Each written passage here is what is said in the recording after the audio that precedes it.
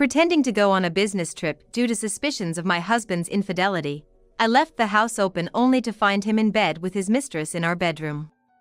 After completely sealing the door shut, I invited the relatives over to show off our new house, and well. My name is Kate, I'm 35 years old. I worked as an interior coordinator. Having been married for 5 years, I met my husband Tom through work. Initially, we would only meet occasionally for work, but Tom always brightened up the surroundings and was kind to everyone. I was drawn to his personality, and gradually, we became closer, realizing our values aligned perfectly, leading us to marriage. Tom, of course, and his parents were extremely kind, rejoicing in our marriage from the bottom of their hearts and treating me like their own daughter ever since. Having barely met his parents before our marriage, I was a bit anxious, but they turned out to be warm and welcoming people, which put my mind at ease. We thought it was important to live near such warm in-laws, to support each other in times of need, and so we decided to move. And now, we've finally purchased the tower apartment we dreamt of.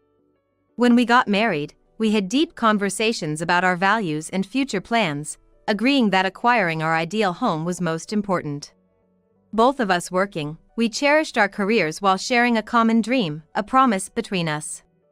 Working as an interior coordinator, my income has been higher than Tom's since the beginning of our marriage, taking on more financial responsibilities. When buying the tower apartment, we didn't compromise in searching for one that met our desires. Focusing on stylish interiors, which exceeded our budget. However, as I climbed the career ladder, I eventually earned twice as much as Tom, deciding to purchase this apartment close to his parents to fulfill our dream. Busy with work, we agreed to save money now and consider having children later, so we don't have kids yet, but we're starting to think about it. The move to our dream tower apartment is scheduled in 2 weeks. Even with busy schedules, we spend evenings preparing for the move. Sharing household chores as a working couple. Though we vowed to tackle everything together at the start of our marriage, Tom has recently stopped helping with housework. Today, too, dishes lay unwashed, trash scattered around. Once again, I come home tired from work later than Tom to clean up. Left in a mess again. I'm tired from work too, I said while tidying up the living room. Tom, can we talk? Is now a good time? Yeah, what's up? Our relationship seems to have changed recently. We used to respect each other so much, right? Yeah, that's true. But why bring this up now? Don't you think your attitude has changed recently? We're supposed to support each other as a working couple. I haven't changed. It's just that I've gotten a bit busier. I get that you're busy, but even so, I feel like the care for our home and our time together is fading. That's an exaggeration. I haven't changed. We just bought our dream tower apartment, so we're gonna need to cooperate more, right? We have to work together to pay off the mortgage from now on. Yeah, you're right. The next day, tired, I drop off my work bag and see the laundry. Tom, who had the day off, is sitting on the couch watching TV. Tom, you promised you'd hang the laundry. It's already evening. Sorry. Got a bit busy. I'm tired from work every day too. I wish you'd help share the chores a bit. Okay, got it. I'll do it later.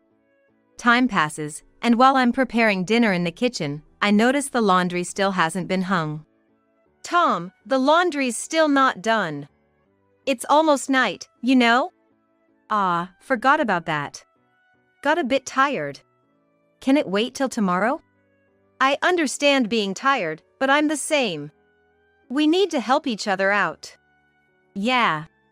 But I really want to rest today. I'll do it tomorrow. We talked about sharing household chores since we're both working, remember? It's fine. You've been doing it, Kate. If you don't help, I'm busy with work too. All right. Let's end this conversation. That's how you always escape. Another usual morning. I sip my coffee, discussing today's schedule with Tom. I've got back-to-back meetings today. Looks like I'll be home late.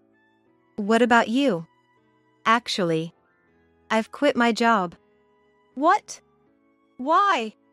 All of a sudden? What's the reason? Just didn't feel like doing it anymore. But what about our finances? Our future plans? We'll figure something out. Kate's working too. We decided to support each other by both working.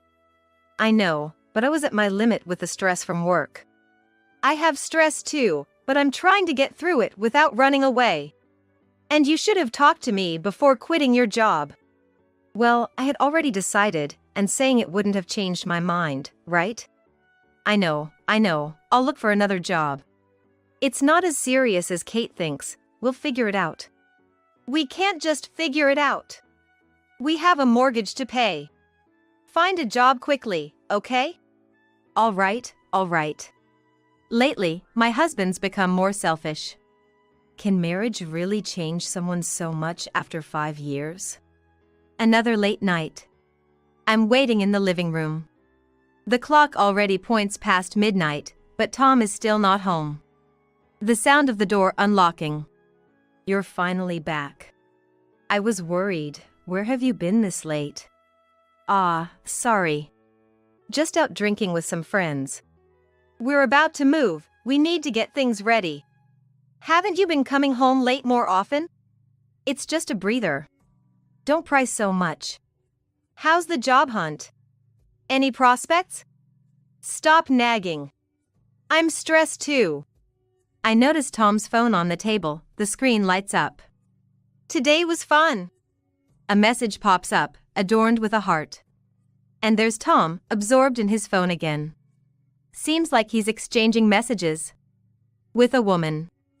Messaging again at this hour. It's none of your business. Don't snoop through my private stuff. Enough. I'm going to sleep. Tom's nights out, his late returns, and his irritable reactions. Something's definitely off. And then, the day of the move came. In a flurry, we somehow managed to move. And so, we've moved into our long-awaited tower apartment. For this move, we also swapped out furniture for pieces that fit the room better, but my absolute favorite is this big queen-sized bed. I was particular about the sheets and duvet cover too. That day, I ended up falling asleep on the couch while tidying up things here and there. The next day, I was supposed to be on a business trip. I really can't miss this trip. Sorry, it's right after we moved. Oh. I'm gonna be job hunting all day today anyway, won't be back till late. Good luck with the job search. Well, I'm heading out now. Okay, take care. In reality, there was no business trip. I took a day off. And the purpose was to investigate Tom's actions. Pretending to go on a trip, I left the house and immediately started up the pet camera app from the cafe next door. I left 2 cameras disguised as part of the interior in the living room and bedroom. The installed cameras allowed me to watch what was happening at home through my phone. After a while, I heard a woman's voice, and Tom letting her into the living room. Incredible, the real thing is just as amazing as the show apartment. I really want to live here. Who's this woman? She works at the model house. She guided us when we visited the tower apartment. Let's kick him out and live here together, just the 2 of us. When will you do it? Soon enough. Just wait a bit. Okay. Such conversations were heard. So this is the real Tom. Just as I thought. Making a fool of me? Unforgivable. Meanwhile, the 2 seemed to have gone into the bedroom. Tom's affair partner, Susan, was the employee who guided us at the model house. Tom and Susan's relationship started on the day he visited the apartment for viewing. Tom, taking a liking to Susan, kept talking to her. Despite sensing my gaze, Susan continued with the tour. Tom kept visiting, and gradually their relationship became personal. I switched the pet camera to the bedroom. What I saw from there was like a scene from hell. Forced to watch everything, I felt sick to my stomach. But I recorded every bit of it. This is irrefutable evidence. Modern pet cameras are really well made and useful. No escaping now. Time to go. I head home and enter the room. Clothes and underwear are strewn about the living room. I ignore them and head straight for the bedroom. Then, I open the door with a click. Tom, what are you doing while I'm away? Kate. You said you were job hunting all day today, didn't you? Is this what you call job hunting? What are you doing in my house taking advantage of my absence? This is my house. If you have a problem, we can divorce right now. What is this man talking about? Fine. Just make sure you don't regret it later. Huh? What are you talking about, huh? Get out, now. I left the room. Getting angry won't change anything. But I can't let those two get away with this. That's it. I came up with an idea. I won't let them get away. I grab a toolbox and head back to the bedroom. They don't seem to notice me standing in front of the room. It seems they've started again. What's with them? But now's my chance. They seem completely unaware of my presence or any noise outside. I nailed the door shut, completely sealing it. Then, I decide to contact my in-laws. It's necessary for Tom's parents to know about his actions. So, I call my mother-in-law. Mom, we successfully moved in yesterday. Could you and Dad please come over soon? I'd like to show you our new place. Oh, that's wonderful. And, there's a significant announcement to make, so please hurry. What kind of announcement? You'll understand once you're here. All right. We'll head over right away. I'll meet you in the lobby, so please be careful on your way. It's just a stone's throw from my in-laws' house to this tower apartment, not even 10 minutes away. I greet them in the tower apartment's lobby. Dad, Mom, welcome and thank you for coming. What a lovely apartment. Thanks for inviting us. I'm excited to see what the new place looks like. We weren't sure how to get in, so it's good you came down. Now, what's this big announcement? You'll see once we get to the room. Under my guidance, we take the elevator up to our apartment. Please, this way. Thank you. We'll make ourselves at home. We entered. The shiny new entrance has flashy women's shoes placed around. Huh? Is someone here? Do you have friends over? No, Dad, Mom, please, come in. Oh, is that so? Well then, we'll come in. It seems my in-laws have also noticed the odd atmosphere. And as I lead them into the living room, they come face to face with the scattered clothing. What is this? What's going on? What happened? Dad, Mom, the reason I asked you two to come today is that there's something you need to know about Tom's actions. What's happening? Tom has been bringing his mistress into our home, taking advantage of the fact that I was supposed to be on a business trip. Tom is currently unemployed, and he said he was going to spend today job hunting. Tom is unemployed? Yes, he quit his job suddenly 2 weeks ago. I had no idea. Tom. I'm so sorry, Kate. Because of Tom's strange behavior, I lied about being on a business trip and have been keeping an eye on things. I showed them the pet camera disguised as decor in the living room. This is a camera? Yes, you can check the camera's footage through a smartphone app. I launched the smartphone app and show my in-laws the footage being recorded by the bedroom camera. Their own son and an unknown woman in an indecent state are displayed. Oh, what on earth? I can't believe this. My mother-in-law, seeing her son and his lover in such an unwelcome state, cries out in disdain. With my father-in-law shaking in anger, he says, "That guy. I'll never forgive him. Having an affair while Kate is here. And to bring his mistress to the new house we just moved into yesterday. It's unthinkable for my father-in-law, who is usually calm and kind, to imagine his son having an affair." Now, seemingly on the verge of exploding, he asks, "Kate, is this footage live?" "Yes, right now, in the bedroom. Can you take us to the bedroom? Yes, of course. I lead my in-laws to the front of the bedroom door. Tom and Susan start panicking inside, possibly noticing because of my mother-in-law's shout. Tom, did you hear that? Is someone here? Eh? That can't be. Kate left. I'll go check. As Tom tries to open the room's door, he finds it won't budge. Huh? Why won't it open? Is it broken? He tries to open the door several times, but it doesn't open. I wonder why. If it comes to it, I'll just have to force it. Tom tried to force the door open, but it wouldn't budge at all. Why? Is it locked from the outside?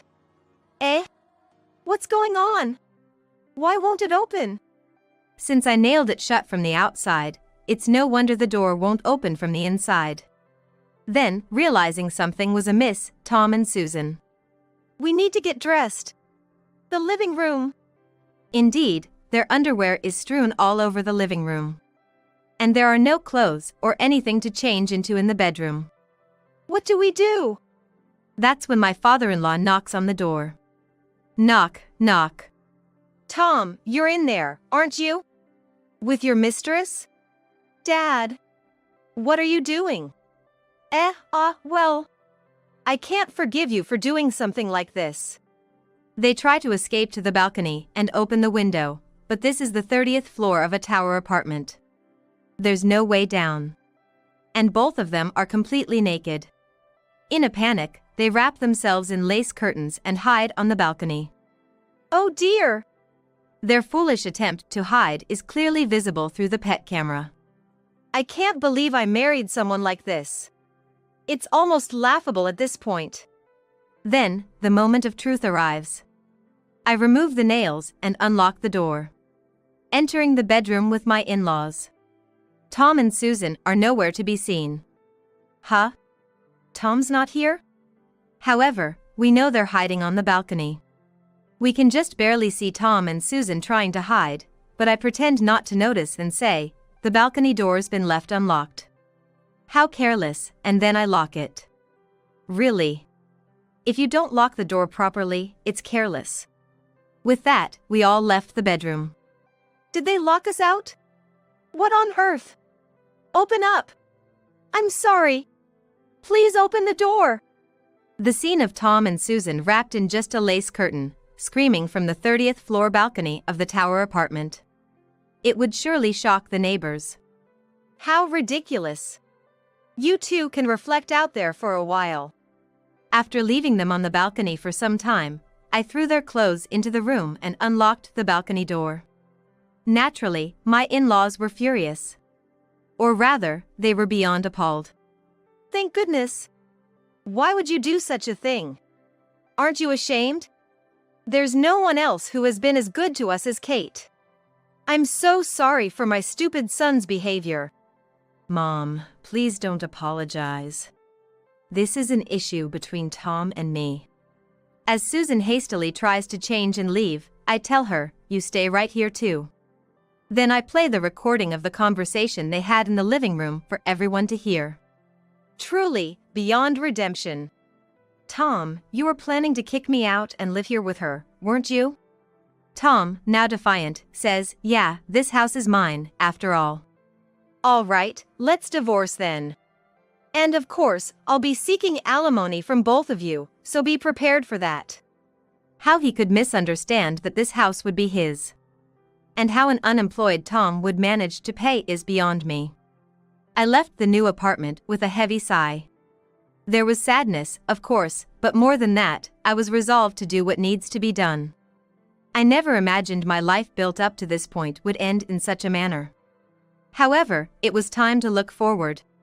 To officially end my relationship with Tom, and for my own sake too. The next day, I immediately took action.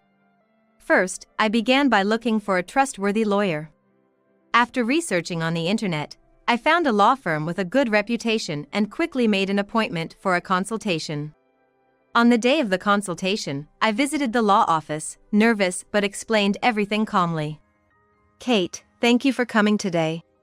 What can I assist you with? The lawyer asked in a calm tone. I took a deep breath before starting. My husband brought his mistress into our house on a day he thought I was away on a business trip. But the trip was a lie. I was actually monitoring his suspicious behavior. And I recorded the entirety of their affair with a pet camera. I took out my smartphone and presented the recorded video and audio as evidence. The lawyer watched the footage intently. After listening to Tom and his mistress's conversation, he said quietly, "These are very strong pieces of evidence. Please tell me about the impact on the household finances since Tom quit his job." Yes, after my husband became unemployed, I've been supporting all our household expenses, including the down payment for the tower apartment. If the affair is as clear as this, claiming alimony is entirely possible. Additionally, I would like to discuss the tower apartment's mortgage. On that matter, during the divorce proceedings, we can address the mortgage responsibility as well. Tom will have legal obligations, so we will negotiate firmly on that part. The time I spent with Tom, the love, and the dreams encapsulated in our new home, all turned into a place of betrayal in an instant. A home should be a place of comfort, but for me, that apartment had become a source of deep emotional pain. I won't live in that house anymore. But we've just moved in, and there's hardly any of the mortgage paid off. Since my husband became unemployed, I've been making all the payments. We can demand Tom to take responsibility for the mortgage payments in addition to alimony. However, whether an unemployed him has the capacity to pay now or in the foreseeable future. I understand. But I can't spend another day in that house. And given the situation he has caused, he must take responsibility for it. The lawyer accepted my request, incorporating full payment of the mortgage by Tom and appropriate alimony payments into the divorce settlement. Later, accompanied by the lawyer, I went back to the new tower apartment. My concerned in-laws came along for support. How audacious Tom and Susan were, still living in the tower apartment. The lawyer then calmly read out the terms of the divorce settlement. While they had no choice but to accept the alimony terms, this much? We can't pay all of this. That's when I showed them the video recorded by the pet camera, with audio included. Here, we have solid evidence. I pointed out the pet camera disguised as an interior decor piece. I had one in the living room and one in the bedroom. That's an invasion of privacy. Privacy? That's rich coming from you. This house is mine. It's my right to place cameras if I want to. They're there to keep out burglars, though I ended up catching a very different kind of thief. Ugh. Susan was left speechless. Then, in addition to alimony, the lawyer informed Tom that he would also be responsible for repaying the down payment and remaining mortgage payments I had made. This house was almost entirely built according to Kate's wishes. It's unreasonable for me to bear all the costs. I really loved this house filled with my dreams. Then you should bear some of the burden too. My father-in-law glared at Tom. What are you talking about? What did you do in this house filled with Kate's dreams? Moreover, Kate isn't even living here. You invited your mistress into the house and acted inappropriately. Who would want to live in such a house? That's obvious. You need to take full responsibility for the situation you caused. With the support of my in-laws, the divorce negotiations concluded in my favor. The divorce proceedings went ahead with mutual consent. Tom was obligated to repay the remainder of the mortgage and the down payment I had made. I no longer consider you my son. We're cutting ties with you. My in-laws decided to sever ties with Tom. Susan, who had been working as a receptionist at a model house, was implicated by the evidence of her affair with Tom that I had provided. An emergency meeting was called, and Susan was summoned. Do you understand that your actions have significantly damaged the company's reputation? I'm very sorry. Your actions have severely tarnished our reputation. It will take time to restore trust from our clients. Unfortunately, we cannot keep you at the company. You will have to leave. Yes. I never thought it would come to this. The divorce between Tom and me finally settled by mutual agreement, but the affair scandal between a client and an employee that came to light in the process was majorly covered by the company, and of course, Susan was fired. The inappropriate relationship in the tower apartment cost Susan her career. And in the end, she broke up with Tom. He was jobless and still unable to find a job. The burden of the mortgage payments loomed over him.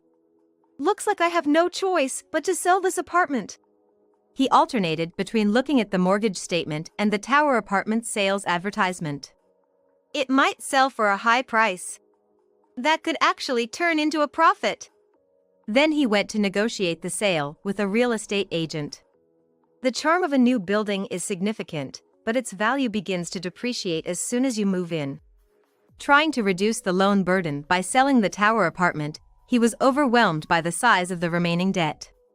Even letting go of it, the remaining mortgage balance was still a heavy load. Why is the mortgage the only thing remaining? Still, the mortgage for the tower apartment was too high to afford, so he had no choice. Kate was earning that much. I didn't know. It was too late when he realized how grateful he should have been. Tom had no choice but to start life in a cheap rental apartment. My days after the divorce began with self-recovery. On a quiet morning, I was walking in my usual park. In nature, I slowly began to face myself and feel inner healing. One day, I happened to meet Ken at a photography store where we shared a hobby. The two of us easily engaged in conversation through our DSLR cameras. Photography is wonderful because it preserves moments forever. Yes, it's truly art that transcends time. Over time, we shared many moments through photography, gradually closing the distance between our hearts. Ken approached my past wounds with kindness and understanding. I found myself being drawn to such a caring Ken. Even after divorcing Tom, I continued to have a good relationship with his parents. They cared for me and we kept in regular contact, deepening our bond even more than before. They still treat me like their own daughter to this day. Today, I plan to introduce my fiancé, Ken, to my parents. I never imagined days like this would come, not so long ago. Kate, spending peaceful times like this with you is the greatest happiness for me. My career is going well. Ken has become a popular photographer. In fact, we have purchased a new tower apartment. It ended up being even more expensive than the previous tower apartment, but it's a wonderful apartment that includes everything Ken and I wanted. I go to the lobby to meet Tom's parents. Hello, Kate. Your new painting is really lovely. Kate, it's good to see you well. Thank you for coming. We then went up to the apartment together in the elevator. Excuse us. Oh, hello there. Nice to meet you, I'm Ken. Oh, is that so? Dad, Mom, this is my fiancé. I promise to make Kate happy, so please rest assured. He seems like a kind and wonderful person. Kate, you're lucky. Please take care of her. We're like Kate's parents, so feel free to rely on us anytime. Kate, congratulations truly. I'm really happy for you. Be happy. Tom's parents felt responsible for the pain I suffered because of Tom, but seeing me find a wonderful partner and looking happy gave them peace of mind. Ken is very kind and always puts me first. And as a working couple, we share all the household chores. Ken, who enjoys cooking, prepares delicious meals every day. Meeting Ken has filled my days with happiness. I am very happy now. I truly believe that marriage is wonderful. My name is Natalie Thompson, and I'm 46 years old. I'm a married working mom, 16 years into marriage. I live with my husband, our 15-year-old daughter Lisa, and my in-laws, making us a family of 5. We might seem like a happy family, but an event led to our dispersion. What is this? What are you trying to do? The trigger was a divorce paper that my husband Michael presented to me when he came home. Michael, who handed me the filled-out divorce form, dropped a bombshell. My mistress is pregnant. I want to marry her, so I want a divorce from you. Are you kidding? This is no joke. I met her about a year ago, and now she's pregnant with my child. She's just 21 and a part-time employee. It would be cruel to make her have the baby alone, wouldn't it? So, I'm gonna take responsibility and marry her. You just need to sign this divorce paper and submit it to the city hall. Just submit it to the city hall. You do realize you're married, right? I know, that's why I brought the divorce paper. It's not about that. I have no clue what you're trying to say. What about Lisa? Do you not care about her at all? I never said I don't care. But Lisa is already 15. She's not at an age where she'll miss having a dad around. Besides, she's been quite distant lately. Maybe it's her rebellious phase, but she avoids me and barely talks. Maybe it's better for her if I'm not around. I'll give you Lisa's custody. Are you serious? Yes, I'm serious. I'm planning to divorce you as soon as possible. I won't change my mind. My husband said this without any remorse. At that moment, I lost all affection for him and accepted the divorce. However, he then said something even more unbelievable. Then, even after we divorce, I'll need you to take care of my parents. What did you say? I mean, I'm entrusting the care of my parents to you. 5 years ago, when my father-in-law hurt his back, we started living with my in-laws.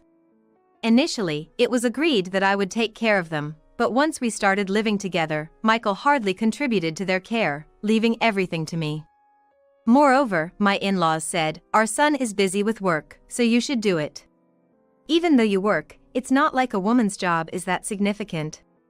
That's what he had the nerve to say. Yet, despite that, my husband Michael says I should take care of them even after we divorce. I naturally opposed this fiercely. No joke. Why should I take care of your parents after we get divorced? Why can you only say such cold things? Family is still family, even after divorce. Haven't you received a lot of help from my parents over the years? Don't you think about repaying that kindness? What are you talking about? It makes no sense. Perhaps hearing our conversation, my in-laws came into the living room from another room. Mother-in-law, please listen. I heard the conversation. There's going to be a child, right? Then, it can't be helped. Natalie will take care of us, so Michael, you stay by your new wife and child's side. What? We'll be fine as long as Natalie and Lisa are here to look after us, right? We just need you to show us the child's face from time to time. Wait, are you serious? What's wrong, Natalie? Why are you assuming it's natural for us to take care of you even after the divorce? Well, aren't we family? Helping each other is what families do, right? Family? He's betraying our family, cheating with a younger woman, and you talk about family? My in-laws didn't seem to understand what I was saying at all. Ever since we got married, they've always sided with my husband. My opinion hardly mattered. That's when it happened. I'm home. Our daughter Lisa, who had been at a study session, returned home. Entering the living room, she seemed surprised by the odd atmosphere. What's going on? Did something happen? Well, your dad and I are going to get divorced. What? Your dad is going to marry a new woman. She's pregnant with his child. So he has to take responsibility. Wait, what are you saying? Are you serious? OWEL, like mother, like daughter. You have the exact same reaction as your mom. I'm sorry, but I don't love your mom anymore. It might be hard without me, but I hope you can forgive me. Forgive you? I don't understand. What's going to happen now? It's nothing complicated. You just need to stay here with your mom and take care of grandma and grandpa, just like before. Wait, you're getting a divorce, right? So why should mom and I take care of the two of you? I'm a man, and I have no clue about caregiving. It's better if you and mom handle it. Grandpa and grandma will be happier that way. Is that okay with you, mom? I am. Thank you so much for helping without expecting anything in return. We're relieved to have you and Lisa around. Michael needs to protect his new wife and child, so don't worry about us and just live happily. In front of our daughter, who was rightfully questioning, they spoke as if it was all settled. However, they didn't know that their world would turn upside down with my next statement. As I said before, I have no intention of taking care of you too. And I certainly won't make Lisa do it either. Why are you being so stubborn? Yes, Lisa is our granddaughter, right? What's wrong with a granddaughter taking care of her grandparents? Even if you're divorced, a granddaughter is still a granddaughter. And you, as her mother, have a duty to take care of us. Isn't it too cold to say that it's over just because of the divorce? Why should I take care of Michael's parents, who will be strangers to me after the divorce? That's because you seem to be under some misconception. If we're getting divorced, you two will naturally have to move out of this house. What? Why do we have to leave this house? This house was bought by our son, right? Natalie, you have no right to kick us out. Yes, I do. Because this house is mine, I bought it. What? Right, dear? That's, well. What do you mean?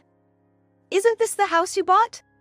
You said you bought a big house for the family when you got promoted. That was all a lie. A lie. Do you in-laws even know how much he earns? Hey, you don't have to go that far. If I hadn't spoken up, we wouldn't be in this situation.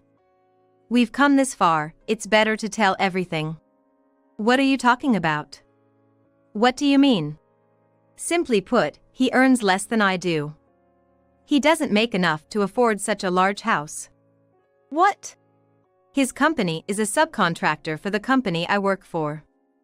Didn't I tell you? We met through work. He came to sell something to my office, and I was drawn to his dedication. But I never imagined that, 16 years into our marriage, he'd come and tell me he wants a divorce because he got a younger woman pregnant. What? Is that story true? Well, that's. I'll add that since he moved in, he hasn't contributed to the household expenses at all. From utilities to groceries, I've been paying for everything, including your living expenses. That can't be. We were giving our son part of our pension as living expenses, weren't we? Weren't you getting that from your son? Didn't I tell you? I never received any money from him for living expenses. Then where did our pensions go? Who knows? Maybe he's been supporting his mistress with it? What? The nerve of him to ask me to keep looking after you two after the divorce, not because he's staying in the house he bought, but in the house I bought with my earnings. How can he say that with a straight face? After hearing my story, the three of them fell silent. After thinking for a bit, my father-in-law asked my husband, "Why did you lie about buying the house when it was Natalie who bought it? You told us you bought it for the family, that you were providing for us. Yes, you said since it's your house, there's no need to hold back.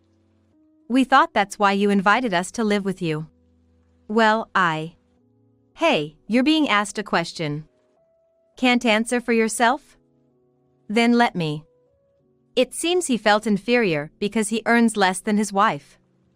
He was too embarrassed, so he begged me to pretend he bought the house. There's no rule that men have to earn more than women, or that the breadwinner has to be the man. But I can somewhat understand his desire. So, as he wished, I kept it secret that I bought the house, and we've been pretending it's his.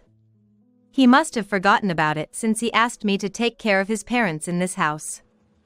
And the unknowing in-laws believed their son's words. That's the situation. Even now, do you still expect me to take care of you? That's. I'll say it again, this is my house that I bought. I have the right to decide who lives here. I've been patient until now, but from today, this house is only for Lisa and me. So, the three of you, please pack your things and leave my house immediately. I was surprised myself at how fluently the words came out. I guess all my pent-up feelings had exploded. Then, the in-laws suddenly prostrated before me. They must have panicked realizing they were being kicked out. We had no idea it would come to this. We've caused so much trouble, and we're truly sorry. But if Natalie kicks us out, we have nowhere to go. Our parents are gone, and we have no family home to return to. Our siblings live far in the countryside. With my bad leg, I can't live in such a remote place. Please, let us stay here. I'm so sorry for not understanding Natalie's feelings and pushing everything onto her. I must have been the worst mother-in-law. But now that I know the situation, I'll change my heart and help Natalie. I'll do whatever you ask, just let us stay here. I don't want to be separated from Lisa. The two of them were sobbing and apologizing to me. How absurd. They weren't blaming my husband, the root cause of this mess, but still trying to rely on me. They just don't get it. Just as I was about to speak up, Lisa interjected. Grandpa, Grandma, you really don't get it, do you? After hearing everything, why are you still trying to get Mom to take care of you? Normally, you'd be blaming Dad for causing this, right? A child shouldn't be speaking like that. Go to your room. Why should I? You were planning to make me help with taking care of you, right? Then I'm involved. Saying that it's a grandchild's job to look after grandparents, but now telling me to keep out because I'm just a child? Can you stop flipping between treating me as an adult or a child based on what suits you? How cheeky. If you have nowhere to go, why not go to Dad's place? After the divorce, he's going to live with his mistress, right? If you have nowhere to go, you should go there. You both said it, right? It's the job of grandchildren and daughters-in-law to take care of you. Mom won't be a daughter-in-law anymore, so why not rely on the new one? I'm still a grandchild even if my parents are divorced, but there's going to be a new grandchild on that side, so no problem, right? Lisa's rebuttal left them speechless. The in-laws looked at each other in surprise. However, my husband, thinking he'd have to take in his parents, was furious at Lisa's words. What are you talking about? How did this conversation even get here? I need to protect my new wife and child. I don't have time to care for Mom and Dad too. But you told me not to say cold things. A son connected by blood saying such things? That's not what I mean. It's just impossible right now. If it'll be okay later, then living together now doesn't make a difference. Exactly. Plus, if a baby is coming, it's better to have more people around. It could be a win-win situation.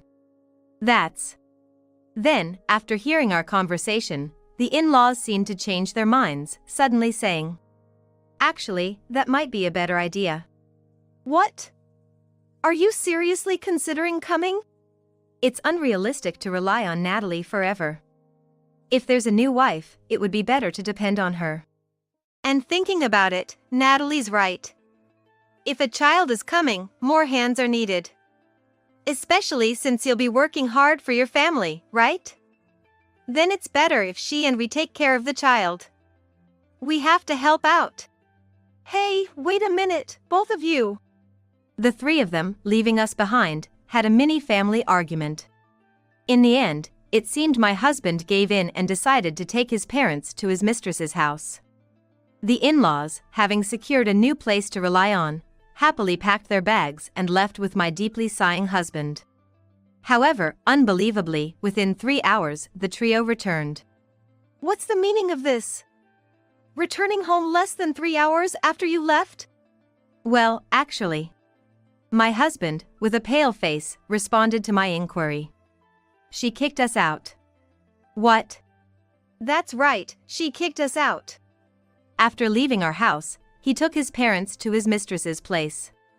I heard about your situation from your son. You've been through a lot. But don't worry anymore. We're here to help. Wait, what do you mean? Sorry for showing up unannounced. It's a long story, but for now, can we come in? I can't let you in, can I? What? Why should I let you in? But we're going to get married. Married? I've been pretending not to know, but you're pregnant with my child, aren't you? That's why I handed the divorce papers to my wife and left the house. What have you been saying? I saw it, the used pregnancy test, in your bathroom. I checked online, and if both lines are there, it means you're pregnant. You must have left it there to tell me later, right? I'm sorry for looking without permission. But if you leave something like that out in the open, I'll notice it. You've been turning down meals recently because you weren't feeling well, right? That's what's going on, isn't it? You don't have to hide anything anymore. I want you to feel safe to have my child now that we'll be here for you. Then she said to him, Are you an idiot? Yes, I'm pregnant, but this child isn't yours. It's not my child. What are you saying? Then whose child is it? It's my boyfriend's, obviously. Boyfriend. But that's not me. Do you really think you're my boyfriend? Did you honestly believe that all this time? But we've been involved for a year since we met. Of course not. Where did we meet, remember? That's right, we met through a sugar daddy app, but that was just at the beginning. You gave me your home address, and we went out together many times. We were in a relationship. That's ridiculous. I never promised to marry you, and we were never officially together. You've misunderstood everything and brought your parents here. What were you thinking? What? Yes, the woman he thought he was dating was someone he met on a sugar daddy app. A misunderstanding? I handed my wife the divorce papers and left my 15-year-old daughter to come here. What am I supposed to do now that you're saying this? That's not my problem, is it? You're the one who misunderstood. What are you talking about? That's creepy. Creepy? Michael, what is going on? Sugar daddy, what's that? Well, that's... Oh, let me explain in a way that even your parents can understand. I was just being paid to hang out with him. We're not lovers or anything, so could you please leave? What? Such a thing. Don't mess with me. I bought you everything you wanted, and I gave you so much money, only for you to repay me like this. Repay you like this? You signed up for the sugar daddy app yourself, right? After all that money you spent, how can you even say such a thing? Isn't that strange? I don't want to be called weird by someone who's doing sugar dating while having a boyfriend. I don't care if you think I'm weird. I was doing sugar dating to save up for my wedding with my boyfriend. I was planning to stop soon anyway. Our relationship was about to end, so this is actually perfect timing. Perfect timing. Did you really think a 50-year-old married man with children could seriously get involved with a 21-year-old woman? I thought you were using a sugar daddy app because you understood your place. I never imagined you would leave your family thinking we were in a relationship. It's just pitiful. My condolences. Make sure not to make such creepy misunderstandings next time. Well, if there is a next time. She seemed to mock him with those words. He got furious at her words. Enough with making a fool out of me. Just as he was about to lash out at her. What? Who are you? A strong-looking young man appeared from the back of the room and grabbed his hand. This man was her real boyfriend. Immediately she exclaimed. This man is my stalker. He's mistaken that I'm pregnant with his child and even brought his parents here. When I denied it, he suddenly tried to hit me. Please help me. Old man, don't you dare mess with my wife. You've got some nerve trying to hit her. It's not like that.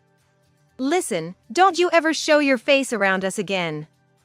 If I see you one more time, you won't get off so easily. Jeez. Michael, maybe it's best we go home. Yeah, let's go back. Damn it. And so, the three of them were chased away by the couple and returned to our house. That damn brat. I won't forgive her. I'll sue her for fraud. What? Let's discuss what's going to happen next. Right. Even if we need to hire a lawyer, we first have to talk. Saying that, they tried to enter the house as if it were a given. Wait a minute, why are you trying to come into the house? Why? Because we need to have a discussion, don't we? I don't have anything to discuss with you. We were deceived by that woman. If it weren't for her, we wouldn't be in this mess. You're involved in this too. The divorce paper is void. First, we need to talk about suing her. What are you talking about? I've already submitted the divorce papers to the office. What? Why would you? You told me to. You said to sign the divorce papers quickly and take them to the office. You wanted a divorce as soon as possible, so as you wished, I submitted them right after you all left. We're now complete strangers. If you enter my house without my permission, that's breaking and entering. I'll have to call the police. You! What are you doing? I don't accept this. We need to talk. My ex-husband tried to forcefully enter the house. The in-laws, tired of being dragged around, said, "Just let us in, we're too tired to walk any further. Let's talk inside. We can think about what to do next after that." As they were trying to come in. Then, hello? Police? There are people trying to force their way into my house. They're all strangers to me. Please come quickly. My daughter, likely having heard our conversation from inside, was speaking on her smartphone while heading to the entrance. What? The police? You heard it, right? We're strangers now. If strangers try to enter someone's house, of course, you call the police. Even a child knows that. But calling the police, isn't that an overreaction? Do you want us to get arrested? Why not? We're strangers after all. All you talk about is strangers. Don't you have anything else to say? It's your fault that it's come to this. Excuse me? It's because you were too busy with parenting and caregiving and didn't pay attention to me. That's why I ended up using that sugar daddy app. Hey, don't blame me, okay? This is all your fault. Whether it's parenting or caregiving, you've always treated it as someone else's problem. Despite it all being related to you, you pushed everything onto me. You've always acted like you were still single. That's why we're in this situation. All right, I apologize. Let's start over. You, me, Lisa, and your parents, the 5 of us, working together, can start afresh. It's all too late now. No matter what you say, I have no intention of starting over with you. Besides, is this really the time to be having this conversation? What? Aren't the police, Lisa, going to arrive soon? Once the police get here, the neighbors will likely come to see what's happening. Are you okay with becoming the talk of the neighborhood after being rejected by the woman you thought was your mistress and then crawling back here? With that, the 3 of them started to fidget and hurriedly left. Really? Mom, are you okay? I'm fine. But, calling the police, wasn't that a bit much? I'll have to apologize when the officers arrive. Don't worry, the police aren't coming. What? I just pretended to call the police. I figured they would run off if I did that. Lisa. I mean, this is our home, right? We don't want them to come back again. I hugged my daughter tightly as she said this with a smile. Months have passed since then, and they never appeared before us again. Afterward, I wondered where they went without a place to stay. It seems they couldn't figure out what to do next, and ended up renting a small apartment together as a trio. And why do I know this? Well, what is this? A demand for alimony and child support? Why is this being sent to my place? I had a lawyer track down his whereabouts to demand alimony for his affair and child support for our daughter. Initially, he refused to pay, but that wasn't going to fly. He would have to take responsibility for his actions and pay up. According to what I heard, life wasn't as easy for the 3 of them as they had thought. Hey, Mom! Didn't I tell you to do the laundry and clean up before I got back? What are you talking about? You said you would do it. I was busy taking care of Dad, How could I possibly do that? There's no need to talk like it's a bother. I didn't hurt my back on purpose. I heard rumors that they were struggling with all the responsibilities I had been handling falling on them at once. They must be realizing now how much they took me for granted. Meanwhile, my daughter and I continue to live in that house, just the two of us. She successfully got into the high school she wanted. Even without them, we're managing just fine. However, even though my daughter shows me smiles, she might be grieving the loss of her father and grandparents inside. With that thought, I asked her, "I'm sorry, because of me, you can't live with your dad, grandpa, and grandma anymore. Are you okay? Are you not struggling?" Then my daughter looked at me, bewildered, and answered, "What are you talking about? Why would I struggle? I'm fine as long as I have you, Mom. Actually, I should be the one apologizing." "Huh? I'm sorry I couldn't help you when you were going through tough times. From now on, I'll be there to support you, so don't worry." My daughter, who I thought was just a little girl, reassured me with her strong words. Just those words alone make me feel like I can face whatever comes our way. I resolved once again to protect her with all my might until the day she leaves my side. "Could you move? You're in the way there." "Hey, wait a sec." As she said that, my stepdaughter, squatting down, kicked me with her foot while I was cleaning the hallway. I lost my balance and ended up sitting down hard. This kind of thing was a daily occurrence, always happening when my husband, Simon, wasn't around, as if she was targeting those moments to harass me. "Hey, why did you even marry Dad?" "What? You're after his money, aren't you? He makes a good amount, after all." "That's not true at all." It really wasn't. I didn't even know what Simon did for a living or how much he earned until right before we got married. "Well, whatever. You'll be leaving here soon anyway." "What are you thinking?" "If you want to know, how about you beg me?" "That's not happening." "Are you sure?"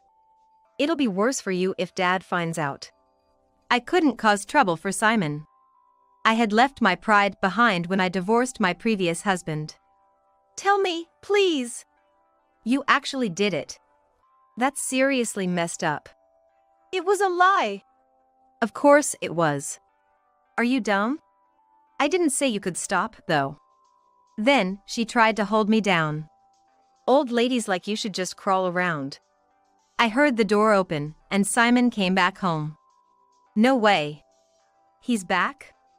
"It'll be much worse for you if you tell Dad." I couldn't say such a thing. "What's going on here?" "Just noticed some trash on the floor." "You're home early today, aren't you?" "Yeah, I am. Actually, I've got another business trip coming up. It'll be for a week." "When does it start?" "It's still a bit away." I felt a chilling gaze from behind and got goosebumps. Though there was still some time before Simon's business trip, I ended up breaking my leg at the worst possible timing. Somehow, I managed to be discharged from the hospital, but that's when the real hell began. And Simon left for his business trip. Michelle had been eagerly waiting for this moment. "I'm going on a trip, so give me some money." "What? There's no way." "Don't lie to me. I know about it." Saying that, she started rummaging through the third drawer of the dresser. "See? I knew it. I'll be taking this as my travel funds, then." What Michelle had found was the $20,000 I had saved up for emergencies. "Wait." Though I had been discharged, I still needed crutches to walk. As I tried to stand and chase after Michelle, she grabbed my crutches and broke them in half against the wall. "How could you do this?" "I don't need fakes like you. Just try not to die." And so, I was left alone in the second floor room. Michelle went on her trip, leaving me all alone. There was no longer any need to hold back. A devil whispered inside me. Seek revenge. 7 days later, Michelle came home and, sensing something was off, rushed upstairs in a panic. And so began my revenge. I'm Sally, and I'll be turning 45 this year. I live with my husband, Simon, and his daughter, Michelle. I had thought we would lead a happy life together when we first got married. Surely everyone thinks that at first. Now, I find myself reminiscing more and more about the time when I first met Simon. How did it come to this? Simon and I got married a year ago, but we were originally just shop owners and customers. I had just divorced and honestly had almost no will to live. At that time, I was managing a small cafe that I had started with my previous husband by myself. You will be fine. Thanks. Simon was a regular customer who often visited the cafe. I've been through a divorce too, you know. Really? But I thought you said things were looking like they might work out. I never thought that would happen, especially not cheating. And to think, she seemed so kind. I vaguely remember her face from the times he came to the shop with her. And with 2 people at that. I almost passed out right there. That's, well, shocking. We ended up sharing our feelings, comforting each other. Somehow, we clicked, and we started meeting outside of the shop as well. It began with just meals, but soon we were taking trips on weekends. By the way, you had a daughter, right? Is she okay? She's in high school now, so she's fine. But still, a girl, you know. Right. Sally didn't have kids, after all. Yeah, that's right. We thought it impolite to probe too deeply into each other's family matters, so we never brought it up. Though we never officially confessed, after nearly a year together, it felt like we were dating.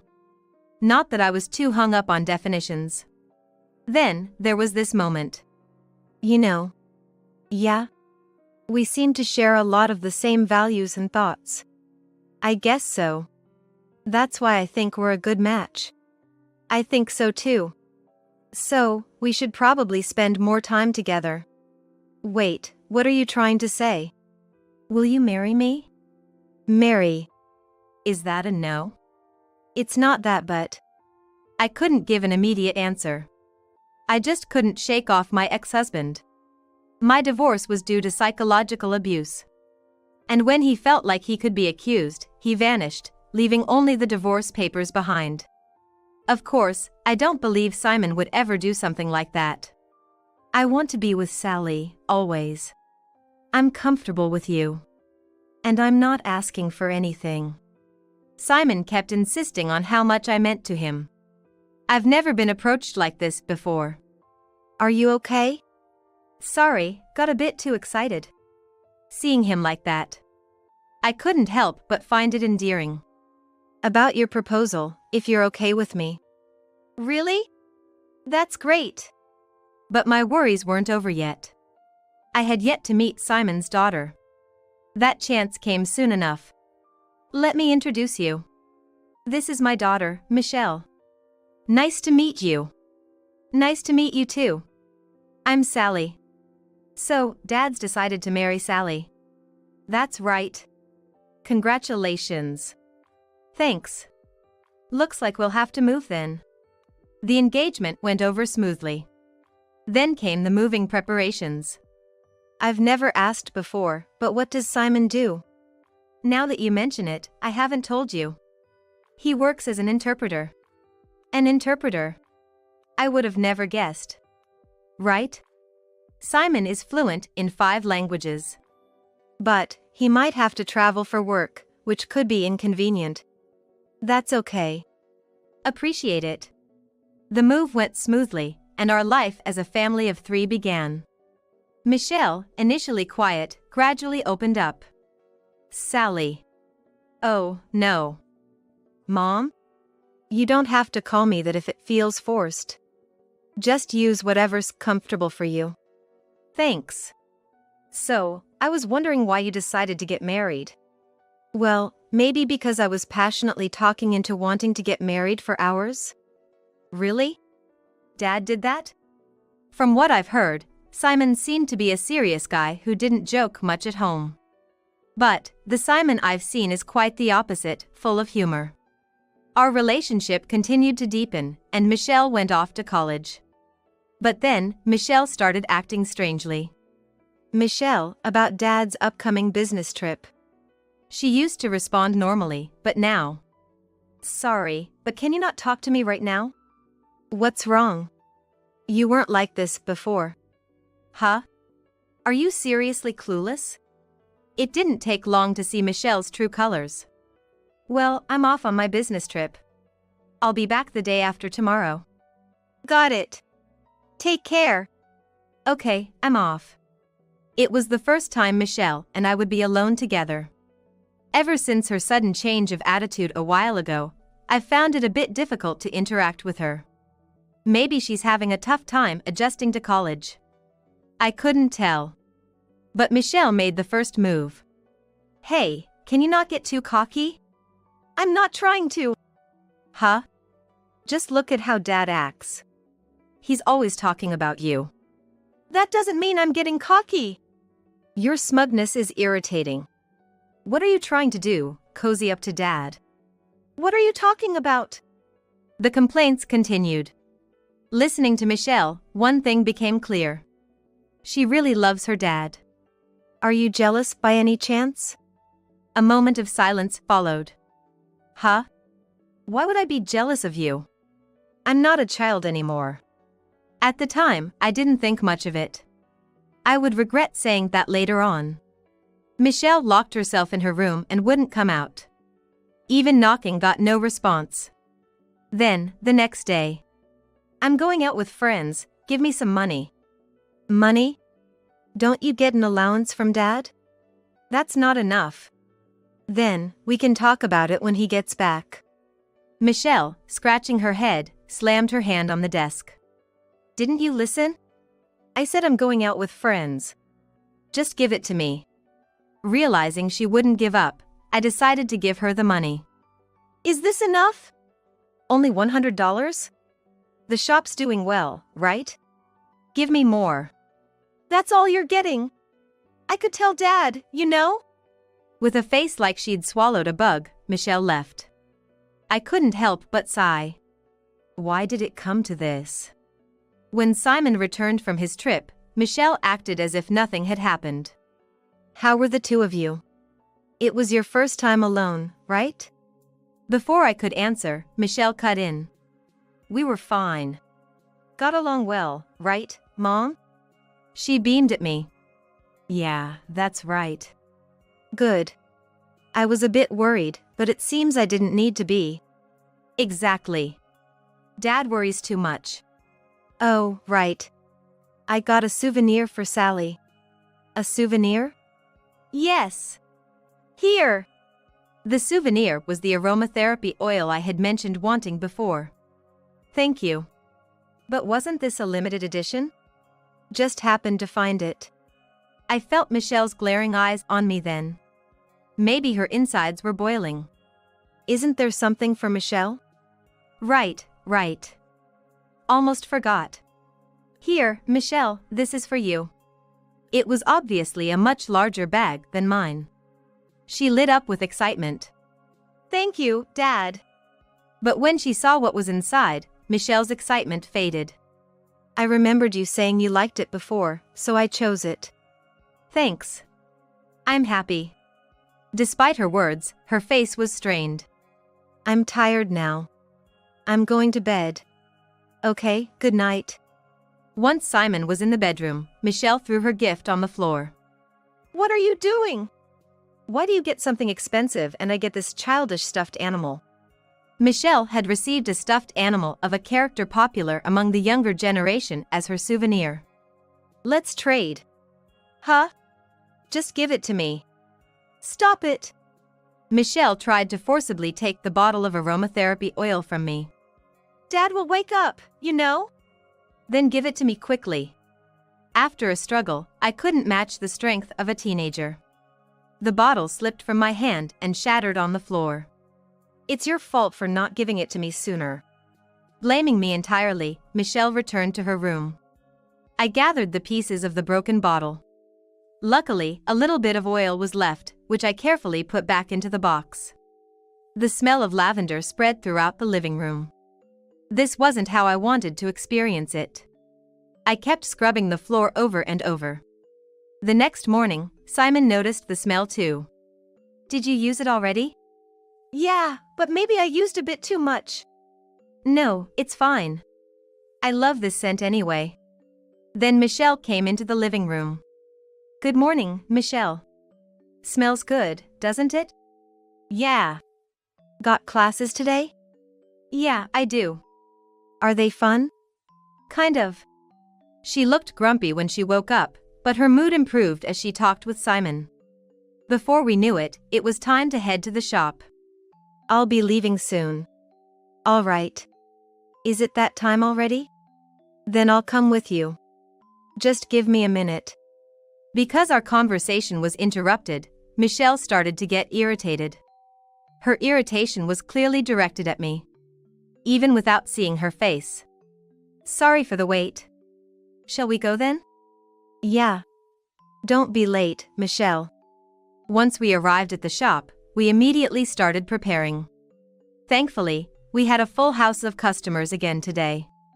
All thanks to Simon's various pieces of advice and even financial support, despite my objections. He insisted it was for my sake too.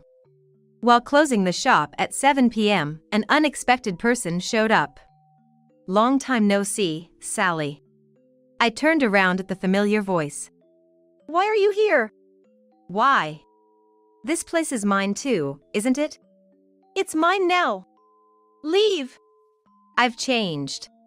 So, let's start over. I've remarried. I can't be with you. Even if I wasn't married, I wouldn't want to be with you. Realizing this could go badly, I tried to push past my ex-husband to get outside. But he grabbed my arm and pulled me back. I can't forget you. He started to lick my neck, giving me goosebumps all over. Then, I heard the sound of a camera shutter from somewhere. I couldn't see who it was, but they ran off immediately after. With that distraction, I managed to push him away and escape. Don't ever come here again. I'll call the cops. All right, he said as he left. My heart was still racing. I never thought he would show up here. I quickly closed the shop and went home. I'm home. No reply. Simon had said he'd be late, too. Maybe Michelle hadn't returned from school yet. I sat down to think about how to deal with my ex showing up at the shop. While I was lost in thought, someone entered the living room. It was Michelle. With a somewhat smug look. Michelle. To think you'd do something like that behind Dad's back. What are you talking about? It's too late to hide it now. Michelle showed me her phone's screen. It was from when my ex-husband confronted me at the shop. So, it was you who took that photo. That's solid evidence of cheating, isn't it? If I show this to Dad, you're finished. You're misunderstanding something. Excuses now? It's not an excuse. The person in this photo isn't a lover. Then who is it? Tell me. That man is. Your voices were loud enough to hear outside. What's going on? Just then, Simon came back home. Listen to this. This tramp was cheating at the shop. Cheating? Look at this. She showed Simon the photo. See, just like I said. This is.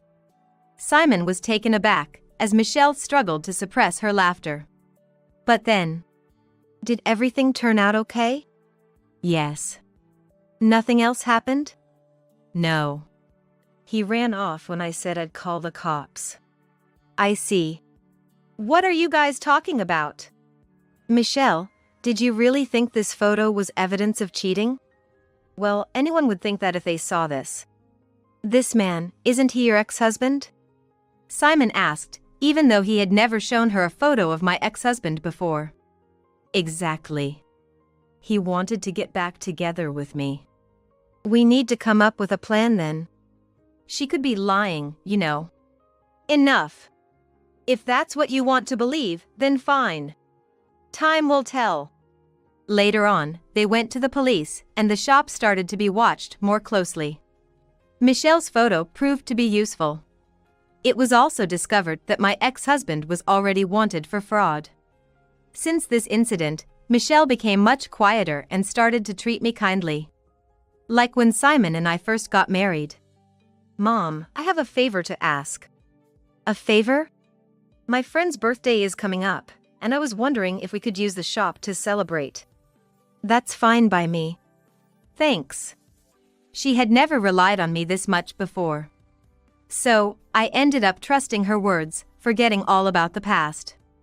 But that trust would lead me into an even deeper darkness. Michelle kept being kind to me, asking about the shop and my relationship with Simon, things she would never normally inquire about. This continued daily, eventually causing me to become suspicious. And then, the day came. I'll come by after the shop closes. Got it. Is something happening today? Remember, Michelle wanted to celebrate her friend's birthday here. Oh yeah, she did mention that. But keep it moderate. I will. I waited for Michelle and her friends after closing the shop.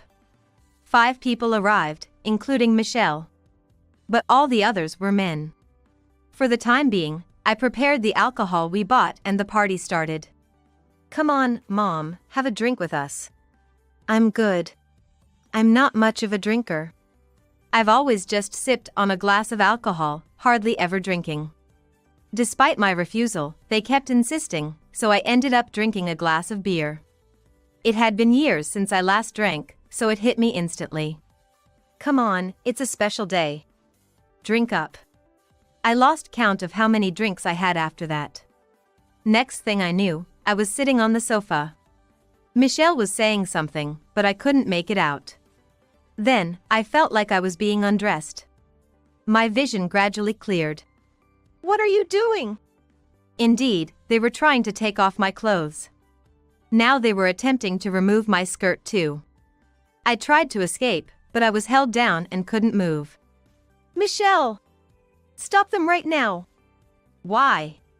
Was everything a lie? Obviously. By the way, these guys are interested in someone like you. I posted online and they showed up right away. What about friends? That was a lie too. I don't even know their names. I tried desperately to move, but they were too strong, and I couldn't do anything. Finally, my skirt was removed, and I was left in my underwear. Look here. I'm going to record this. Do you think this is okay? Oh right. Can't have sound, or it'll be too obvious. I'll have to delete that later. What's the purpose of doing this? To show Dad. To get a divorce. You're not needed here. You're annoying, so maybe I should gag you too. Just stop it. Really, you're so annoying. Just do whatever you want with her. In the end, I was stripped naked and violated by the men. I don't remember anything after that. When I realized, the shop was empty, and I just felt nauseous. I quickly got dressed and went home. You're late. Where's Michelle? She's already back. I see. I showered, trying to wash off the men's touch. I couldn't tell anyone about this. But this was exactly what Michelle wanted. After that, I had no choice but to accept whatever Michelle did to me. You're in the way there. Can you move? Wait a second. As I said that, Michelle kicked me while I was squatting down, cleaning the corridor. I lost my balance and fell. Hey! Why did you marry Dad? Huh? It's for the money, right? He earns a lot, after all. That's not true. Of course, it's not. I didn't even know about my husband's job or income until just before we got married. Well, it doesn't matter. You'll be leaving here soon anyway. What are you planning? If you want to know, why don't you beg me? That's impossible.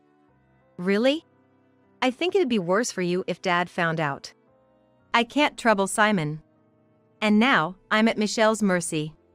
Please, tell me. You actually did it. This is seriously messed up. Was that a lie? Obviously. Are you stupid? And I didn't say you could stop. Then, she tried to pin me down. An old lady like you should just grovel on the floor. I heard the front door open, and Simon came back. No way. He's back? If you tell Dad, things will get much worse. I couldn't possibly say that. What are you doing there? Just some trash on the floor. You're back early today, aren't you? Yeah, I've got another business trip coming up. A week this time. When does it start? Not for a while yet. I felt a chilling gaze from behind and goosebumps formed on my skin. Then, I ended up breaking my bones. It was all Michelle's doing. I was pushed from behind while going down the stairs at home. I tumbled to the bottom, and when I looked up, Michelle was laughing like she was possessed. I'll call an ambulance for you. But say you fell yourself, okay? After being taken to the hospital, I needed surgery. My left leg was fixed with bolts, and my right ankle was broken, leaving me unable to walk. Are you okay? Don't push yourself. Thank you. I heard you fell down the stairs. Well. Michelle was looking at us from behind Simon. Yeah, that's what happened. So silly of me. For now, just focus on getting better.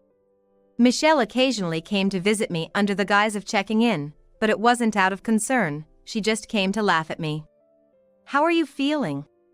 Average, I guess. Just take it easy. Though, I guess you can't do much since you can't walk. I had recovered enough to walk with crutches. But even after being discharged, I couldn't feel at ease. Before I knew it, the day Simon had to leave for a business trip arrived. I'm sorry to leave you like this, especially now. It's work, so it can't be helped. Michelle, you take good care of her, okay? Yeah, leave it to me. Simon left for his trip. Michelle had been eagerly waiting for this moment. As soon as Simon left, she came to me. I'm going on a trip, so give me some money. What? There's no way. Don't lie. I know you have it. She then started rummaging through the third drawer of the dresser. See? I knew it. I'll be taking this as my travel fund. What Michelle had found was the $20,000 I had saved for emergencies. Wait. How did you know about that? I'm not going to tell you. Did you sneak in here? Maybe. Her expression made it clear it was true. She hadn't taken it before, perhaps wanting to see the despair on my face as she took it right in front of me. I tried to stand up and chase after Michelle. Just die already. She grabbed my crutches, smashing them against the wall until they broke in half. How could you do this? People like you, a fake mother, are not needed. Just try not to die, okay? And so, I was left alone in the upstairs room. Michelle went on her trip, leaving me by myself. It was clear now, I didn't need to endure any longer. A voice within me whispered, "Seek revenge." It was difficult without crutches, but not impossible to stand. I thought of contacting Simon, but my smartphone had been taken by Michelle, leaving me no way to reach out. But I couldn't just give up. Somehow, I made it down to the first floor, used an umbrella as a makeshift cane, and went to the neighbors for help. I borrowed their phone and called Simon. What? Are you serious? It might be hard to believe. I'm coming home right away. Just hang in there a little longer. Simon returned as soon as he could. What happened? I recounted everything Michelle had done to me since we got married, as far as I could remember. Finally, I mustered the courage to tell him about the incident at the shop. Simon was trembling either from anger or shock. I can't forgive this, not even if she's my daughter. Will you help me? Huh? If your anger is real, I need your help to get back at her. Okay. What do you need me to do? Well, about that. We prepared and waited for Michelle's return. 7 days later, an oblivious Michelle came home cheerfully. I'm home. No one's answering? I wonder how she's doing. Maybe she really died. Then, as she tried to go upstairs, she noticed something was off. What? The smell, it's like something's rotting. Michelle opened the bedroom door. And then she let out a scream that echoed throughout the house. Simon quietly approached the bedroom. Peeking in, he saw something resembling a person lying on the bed. What should we do? Should we dispose of it somewhere? But it might be found immediately. Hearing that, Simon burst into the room. What are you doing? Dad? Why are you here? I thought you were on a business trip. I got a call saying Michelle was up to no good. But... Michelle turned her eyes to the bed. She must have thought I was actually dead. I'm right here. Why are you alive? Then, what's this? Oh, that? Simon and I prepared it. But I never thought you'd try to dispose of it. How rotten can you get? We had found a love doll that looked like a person while searching for something convincing. It was expensive, but we couldn't worry about the cost. So, you haven't learned independence at your age, huh? Then I'll dismantle that. Go ahead. Michelle pulled out her smartphone and showed Simon the video in question. However, Simon showed no reaction. What's this supposed to mean?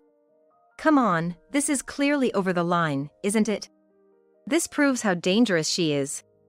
That's why you should divorce her. The only dangerous person here is you. I know everything. How? Did she tell you herself? Yes, and you know what? The shop is fully equipped with security cameras. Everything was recorded. Even the things you ordered. No way. At this point, Michelle had no way out. Just so you know, what you did is a crime. And so is what those men did. You've done something foolish. I wish I could punish you with my own hands. Seeing Simon's face, Michelle seemed to lose all strength and just sat down. The police have already been informed. You might even get arrested. Give up. You're no daughter or anything to me anymore. You've gone too far. Soon after, the police were notified. A patrol car came to take her in for questioning. She looked as if her soul had left her body. Are you okay? I'm fine. But Simon, I'm ready for whatever comes. The police said that the men who attacked me were also arrested. They all claimed they were instigated by a woman. The exchanges on Michelle's smartphone were the conclusive evidence. Later, Michelle was charged as an instigator. This was the right thing, wasn't it? Of course. Sally, you did nothing wrong. Yeah. Simon hugged me gently. There was no comfort like it. Later, we decided to visit Michelle. She looked emaciated, almost like a different person. Dad. You came. I came to see if you've really learned your lesson. Of course, I have. I doubt that. Why are you even here? It's all your fault, isn't it? Simon sighed deeply. Just like Sally said, you haven't learned a thing. No, that's not true. I really have. Believe me. You're an adult now. You'll have to live with your actions and their consequences. Goodbye. Simon left first. Now you see. If only you hadn't done what you did. Or maybe if you'd been more independent, this wouldn't have happened. What are you talking about? You've been abandoned. So good luck. Wait. Come back here. When was the last time I felt this relieved? But the scars I've received will last a lifetime. Still, Simon is by my side. And that's all I need. My kind and gentle father-in-law passed away after a long illness. His funeral, attended not only by family members but also by many of his business associates due to his wide circle of acquaintances, turned out to be a grand affair. I too wish to be sent off by my family and many friends like this at my end. I'll pick out some background music, so I'm counting on you. My husband told me without changing his usual attitude, as if it were the most natural thing in the world. To me, it was outrageous coming from him. Ask your real family for that. We're just a family for show, after all. There's no obligation to go that far, right? I declared, claiming to know all his secrets and confronting him with just a bit of evidence. His face turned pale and he freaked out. All of Dad's stuff is going to be inherited by me, his son. These words, blurted out in panic, only led my husband to face further hell. I moved in with my in-laws immediately after getting married. Although I was hesitant when the idea of living with my in-laws was first proposed before marriage, it would be a lie to say I didn't consider it. However, my in-laws were very kind people, and my husband assured me he would always be on my side, no matter what. Encouraged by the kindness of my in-laws and my husband's strong words, I decided to move in. After getting married, I continued working for a while but decided to quit my job just before turning 30 and became a full-time housewife. Partly because I wanted children and partly because my father-in-law's health was gradually declining. He kept working, saying it was too early for him to retire, but he started spending more time at home, going out less on his days off. My mother-in-law suggested he go to the hospital, but he never went, dismissing it as just a decline in physical strength that comes with age. Soon, my pregnancy became evident. My father-in-law, looking forward to the birth of his grandchild, seemed to gradually regain his spirits upon learning of my pregnancy. When my son was born, seeing him happily holding the baby made our family bond stronger, and we deeply felt our happiness. About a year after my son's birth, my husband was transferred to a different department at work. His job content seemed to change, leading to increased overtime. He came home late, catching the last train for half the week, and by the latter half of the month, his overtime hours exceeded the limit, leaving him unpaid for extra work. I doubted the sense in working overtime under such conditions. If it was a company mandate, it seemed clearly exploitative, and I thought it might be better to take action. Meanwhile, my husband started staying out more, citing business trips. Despite being a weekday, he often came home late from drinking parties. Gradually, he started making more excuses to go out alone on weekends and holidays as well. I had tolerated his absence from home on workdays without complaint, understanding from my own work experience that unpaid overtime was sometimes necessary to finish work. I understood that such things inevitably happen when you're working. However, I couldn't understand why he would be so busy as to give up his holidays as well. Recently, having seen news stories about overwork deaths, I couldn't help worrying about his health. My husband, perhaps annoyed by my interference, began to be vague about his reasons for going out. Hey, who exactly calls a family man out on his day off?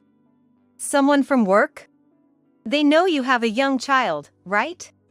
We had received birth gifts from his colleagues and his direct boss, so I found it hard to believe that they would overwork him.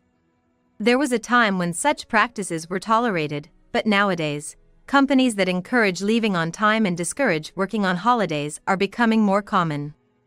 I wanted to speak out against any company or boss that would deliberately do the opposite. Don't meddle in a man's work. I don't want to meddle in your work. But is it too much to ask for you to act a bit more like a father? I'm earning money as a father, aren't I? What more do you want? And so, our conversations always ended in arguments. My mother-in-law also warned that if things continued this way, my husband would become a stranger rather than a father to our child, but her attempts to stop his outings were utterly ineffective. First of all, the reason I can never relax is because you're completely failing as a wife. It started with him saying I should stay up and wait for him to come home because I'm his wife, questioning why I would ever eat before him, and stating it's obvious that he should be the first to take a bath. Essentially, my husband began to dictate how a wife should behave. Once our child grows a bit, I might be able to adjust my meals and wake-up times to match my husband's. But right now, with a young child, it's inevitable that our life centers around the child more than my husband. My mother-in-law strongly opposed him on this matter. Basically, you lack feminine charm. Before being a mother, you're my wife and a woman, right? Women like you must be what they mean when they say a woman gives up being a woman once she gets married. I'm just unlucky to have married such a woman. How can I be expected to keep up appearances and take care of the house and child? If you want me to stay beautiful, help out with the child rearing. If I had time to put on makeup, I'd rather lay down for a bit, and even if I want to refresh my wardrobe, shopping with a child is anything but relaxing. Without my husband's help in taking care of our child, maintaining the image of the beautiful wife he demands is impossible. Just saying whatever he wants. His uncooperative attitude made me suspect him of cheating. There were several signs that led me to suspect infidelity. I might be accused of taking dramas and stories from cheated-on wives too seriously, but the frequent business trips, weekend work, and calls to come in on holidays were telling. The scarce time he spent at home, the many outings under the guise of work, mentioning his boss or colleagues to justify his departures. There was no trace of women's cosmetics or perfume on him, nor excessive credit card use, but his attitude of "don't complain, I'm giving you living expenses," was suspicious. It's as if he was told that as long as he provides financially, nothing else should matter. Around that time, my father-in-law's previously diagnosed illness worsened. With my mother-in-law's persuasion, he finally underwent tests at the hospital, but his disease was chronic and would require ongoing management. My father-in-law, already retired, was living a life of medication and compromise, with my husband's income supporting our household. Perhaps this financial pressure was why my husband's attitude became more domineering and harsh. Even with two women, there's a limit to how much we can support my father-in-law. He decided to be hospitalized to avoid a sudden turn for the worse, considering the burden on me and my mother-in-law. Going to visit him in the hospital was challenging. There was no suitable hospital nearby, and it took about 30 minutes by car to reach a large hospital equipped to deal with his condition. Neither my mother-in-law nor I drive, so we had to rely on taxis or public transport. How much easier it would have been if my husband could just drive us.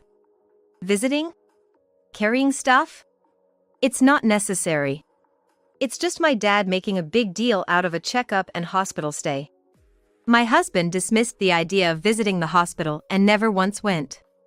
Even when I said it would help if he just drove us close by, he insisted that my mother-in-law and I were exaggerating and let time pass without offering any assistance. As my father-in-law's condition deteriorated, despite our desperate care, he passed away. A few days before his death, my husband said he had a long business trip. This was when the doctor had told us he had only a couple of days left. What kind of company forces work at a time like this? I rarely raised my voice, but I couldn't help but lash out at my husband. But he just retorted, "Who do you think you're living off?" and left. My mother-in-law had hurt her back caring for my father-in-law, so we stayed at a nearby hotel to tend to him. There was no time to merely grieve, we were busy arranging the funeral and everything that came with it. My father-in-law was a highly respected man, and despite being retired, many of his former colleagues and subordinates attended his funeral. Many volunteered to help, providing great relief to my mother-in-law and me. No family member spoke ill of him, they tearfully shared memories of my father-in-law. His funeral was a warm and gentle farewell.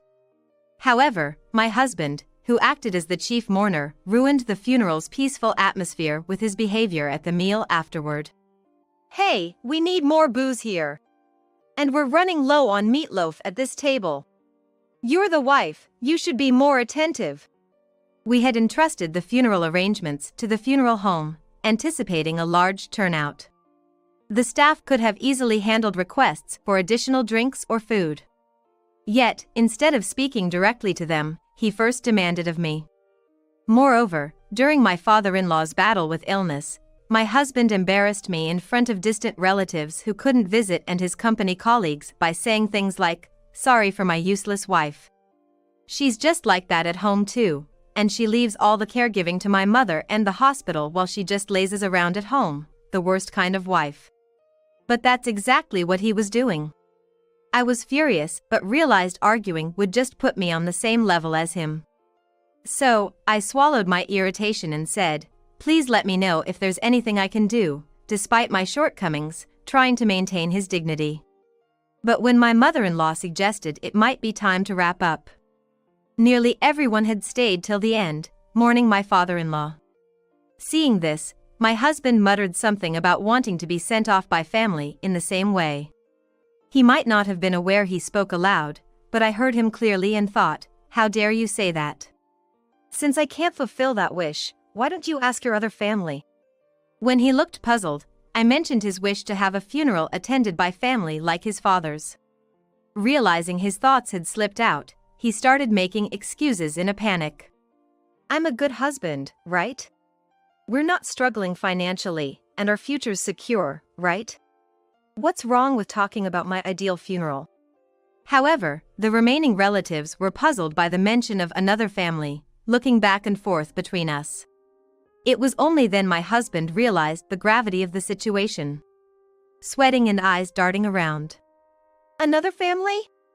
No idea what you're talking about. Maybe my dad had a secret child or something? Despite his attempts to feign innocence, I pulled out a document entrusted to me by my father-in-law and shoved it in front of my husband, turning his face pale. It was as if I was watching the blood drain from his face. Turns out, I wasn't the only one suspecting my husband of cheating. I only harbored suspicions, but never actually took any action. More accurately, I wanted to act but couldn't. As a stay-at-home mom, I had limited funds and couldn't just go to a detective agency or follow him around with our son in tow. But my father-in-law had used his savings to hire a detective to investigate my husband's behavior. Even before I had noticed anything, my father-in-law wanted to hand over the evidence of my husband's infidelity to me, while he still had the consciousness and had called me over to do so. Shortly after giving me the documents, he passed away. He had introduced me to a lawyer friend in case I needed help. I had already consulted with my mother-in-law the day I received the documents. We decided to confront my husband after all funeral-related matters were settled, thinking it inappropriate to involve the relatives in our personal issues until then. But with my husband continuing his self-centered behavior, disregarding our feelings, I decided not to hold back any longer. Thinking you could get away with just an affair was a big mistake, I said, scattering not just the paper with evidence of his infidelity but also photos of them being affectionate, entering love hotels, on vacations together. There's a child involved with your mistress, right? When's the due date? It aligns with when my father-in-law decided to be hospitalized. While my mother-in-law and I were caring for him, you were getting your mistress pregnant. My mother-in-law was furious. I was worried her blood pressure would skyrocket. Some relatives tried to calm her, while others condemned my husband as a disgrace to the family.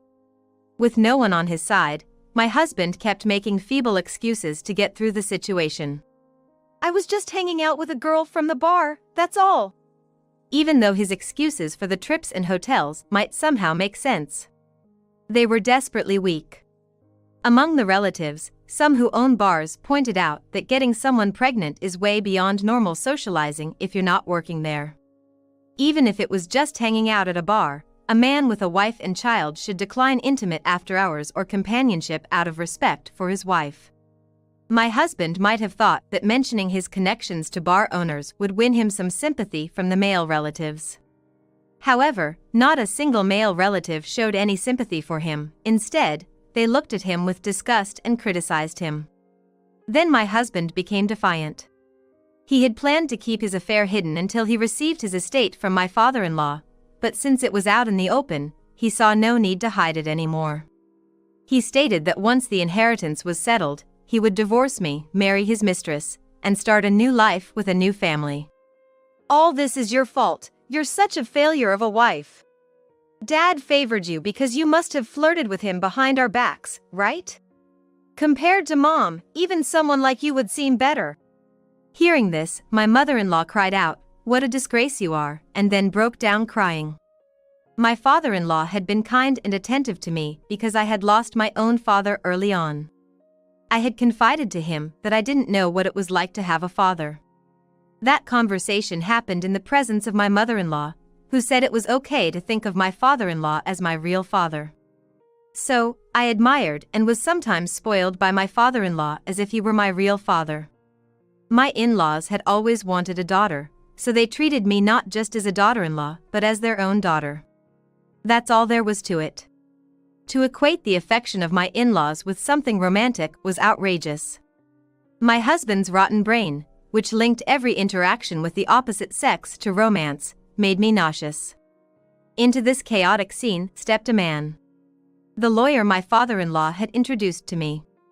The lawyer told my husband, "You're not getting any inheritance, you know?" If my husband hadn't brought up the inheritance, the lawyer might have just watched to see how things unfolded. But since my husband mentioned divorcing after getting his inheritance, the lawyer thought it best to clarify the facts sooner. My father-in-law had rewritten his will in his hospital room, not long before he passed away, wanting to ensure my mother-in-law and I could inherit without leaving anything to my husband. My husband insisted he had a right to some portion of the inheritance as his son, confident at least in receiving the legal minimum share. My father-in-law had anticipated such a scenario and arranged his estate so that even if my husband made a claim for his statutory share, he would receive next to nothing. When I say next to nothing, after deducting legal fees and such, it might even be less than nothing, said the lawyer. I'm not sure how much lawyers charge, but knowing my father-in-law, he made sure the amount my husband could get would indeed be minimal. My husband, who worked for a decent company and believed he would be financially well off after inheriting, had been squandering money with his mistress ever since he found out about his father's illness and retired early. He was convinced the inheritance would more than cover his expenses. My husband worked for a pretty good company, so his salary was decent. However, the living expenses he bragged about providing were meager compared to his salary, and when I questioned this, he made excuses about salary cuts and missing bonuses, but it seems all that money was actually spent on his affair.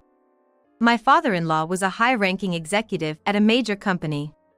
I heard that when my father-in-law retired early and was rehired, thanks to his respected personality, he got rehired under very favorable conditions. I remember my husband bragging that he never struggled with money. Perhaps that's why he thought he would inherit millions, maybe even up to $2 million. My husband collapsed to the floor in shock. My mother-in-law, crying and furious, wondered aloud how her son turned out this way, blaming herself.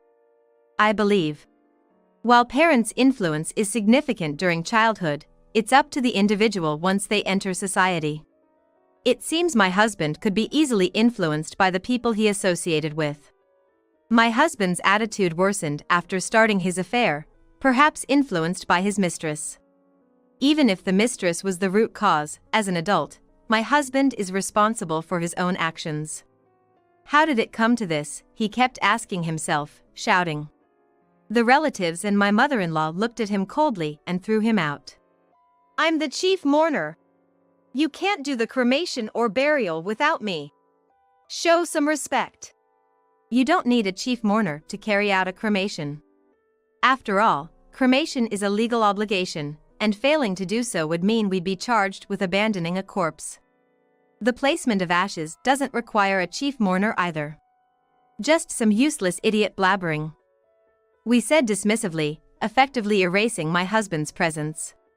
Weeks later, when my husband unexpectedly returned to the family home, I confronted him with divorce papers. He claimed he was the one who should be initiating the divorce, but I informed him that since he was the one who cheated, if I dragged my feet, the divorce wouldn't go through easily. I considered dragging it out as a form of resistance or retaliation, but with a child involved, that wasn't the best option. For my son's sake, we needed to change our environment quickly. My husband was unhappy about losing control, but since he also wanted the divorce to happen soon, he reluctantly agreed to my terms. However, that didn't mean I wanted anything more to do with him. My mother-in-law and I told him to enjoy his new family and kicked him out of the family home. His belongings were already tossed in a corner of the yard. I told him we'd send the rest to his new address, fully ejecting him from our lives. Later, he showed up with his mistress, both looking defeated yet strangely triumphant. The mistress taunted me, suggesting I must be bitter for losing my husband and claimed it was just deserts for neglecting my appearance. She then gloated that the estate would all be my husband's, leaving me penniless in the divorce. It seemed my husband hadn't told her about being left with nothing. She arrogantly claimed her unborn child would have a better life than my son, who would be living with a penniless mother. Just then, a message from my husband popped up on my phone. Calmly asking the mistress to wait, I checked the message. My husband was demanding child support for the unborn child, claiming it would be unfair for the siblings to live in different circumstances. While my in-laws might consider both children their grandchildren, could I really feel affection for a child conceived while my father-in-law was suffering? I ignored my husband's demand and revealed to the mistress details about her I hadn't mentioned to my husband yet, including her name, workplace, and family background. She freaked out, knowing her secrets. The mistress was furious, wondering how I knew so much about her background. When she raised her hand to me, I warned. Going to hit me? I'd sue for assault. Everything here is being recorded by surveillance cameras. Pointing to the camera in the corner, she reluctantly lowered her hand. My father-in-law had advised me to always keep evidence. So with the help of relatives, we had installed cameras after his funeral. I told my husband that the documents my father-in-law left clearly stated the mistress was his direct subordinate, and I would report their affair to his company. It didn't matter who seduced whom. They were both consenting adults in the affair. My husband begged me not to report him, clinging to my legs. Disgusted, I shook him off. Knowing they couldn't afford to have the evidence against them, they left without further resistance. Later, I sued my husband for alimony and child support and the mistress for compensation, through a lawyer introduced by my father-in-law. As I expected a response, the mistress called me in a fury. Having gotten my number from my husband's phone, she wrongly assumed I'd forgive and back down if she kept quiet. She ranted about misunderstanding the situation and regretted not hitting me when she had the chance.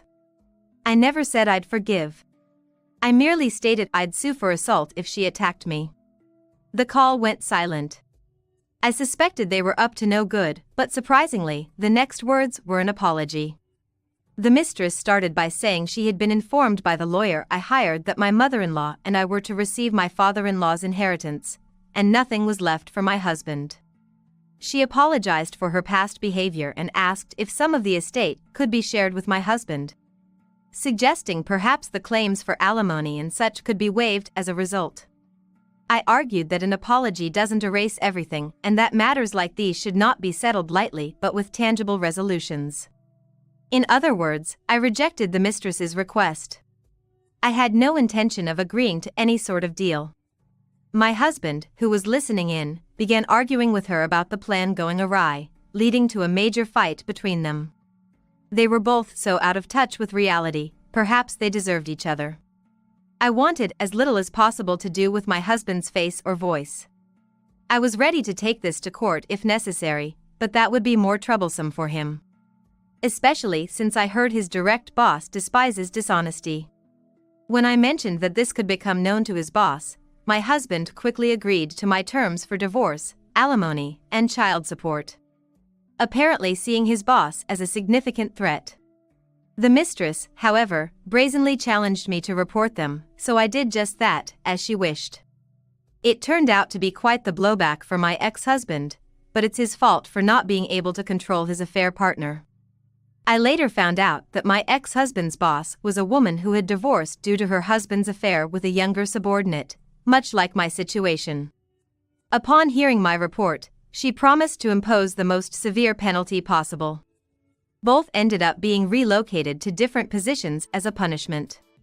My ex-husband reluctantly accepted the reassignment, but his affair had become known even at his new location, leading to his eventual resignation. The mistress protested the reassignment to HR but to no avail, and, faced with raising a child, she quit, not wanting to work in such a place. With my ex-husband unemployed, he couldn't cover alimony and child support with his savings alone and ended up in debt.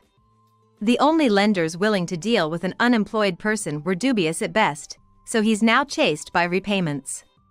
We changed all the locks at the family home, making it impossible for my ex-husband to return even if he wanted to. Homeless, he moved into the mistress's apartment, but continued unemployment led to eviction threats due to unpaid rent. They ended up turning to the mistress's parents' home, but things didn't go as planned. While her parents scolded her, they still took her in, along with her newborn. Her parents said the child was innocent and allowed her to live at their home but refused to provide any support for childcare or her actions that led to the destruction of my family. However, my ex-husband, having dishonored their beloved daughter, incited the wrath of his mistress's parents and was driven out. Rejected by her parents as trash. My ex-husband couldn't return to the family home or seek help from relatives. His dreams of a happy life with a younger woman shattered by reality. The reality is being abandoned by both families, losing work, and having nowhere to belong. He's now living in a dingy, bathroom-less apartment, cutting corners to pay off the debt from the lawsuit and monthly child support. Struggling to find steady work, he's living day to day on odd jobs. Yet, the mistress hasn't abandoned him. Working hard herself for their young child. And the worthless man she's chosen. Despite being betrayed, I now feel grateful she took this loser off my hands. Thanks to my father-in-law, I was able to push this shallow man to his limits. As a parent, I understand the difficult decisions involved in protecting a child. Now, as a mother, I'm determined to do anything for my son. I'm not sure I could make the same tough choices as my father-in-law if faced with his situation. But I'm committed to raising my son properly. We're now living modestly in the family home my father-in-law left. Trying to grow and learn together as a new mother and son. Are you Ken? I haven't seen my grandson, Ken, since he was in elementary school, but I was sure it was him. Ken should be in high school this year, so the age fits. However, I didn't recognize the child he was carrying on his back. Grandma. Long time no see. Tears blurred my vision. I didn't know what to say, torn between the pain of seeing him and the joy of our reunion. Ken, now fully grown, was not one to show his emotions, in contrast to me. Please, let us stay for the night. I didn't know what had happened, but there must be a reason they were out in such light clothing on a snowy day, in such a place. It must have been hard, carrying a child through the snow over such a difficult distance. The child on his back was shivering. Their limbs were red and black from the cold, and their lips had turned blue. Ken's legs were also shaking, seemingly unable to carry the child any longer. I was about to nod as if to say of course when. Don't joke with me. I can't take care of that kid. The person who came stomping to the entrance, making loud footsteps, was my husband, Felix, who was supposed to be watching TV in the back of the house. It seems he had overheard our conversation. Even I flinched, used to him as I am, a high schooler like him would surely be frightened. However, yeah, I thought so. He said, with a wry smile.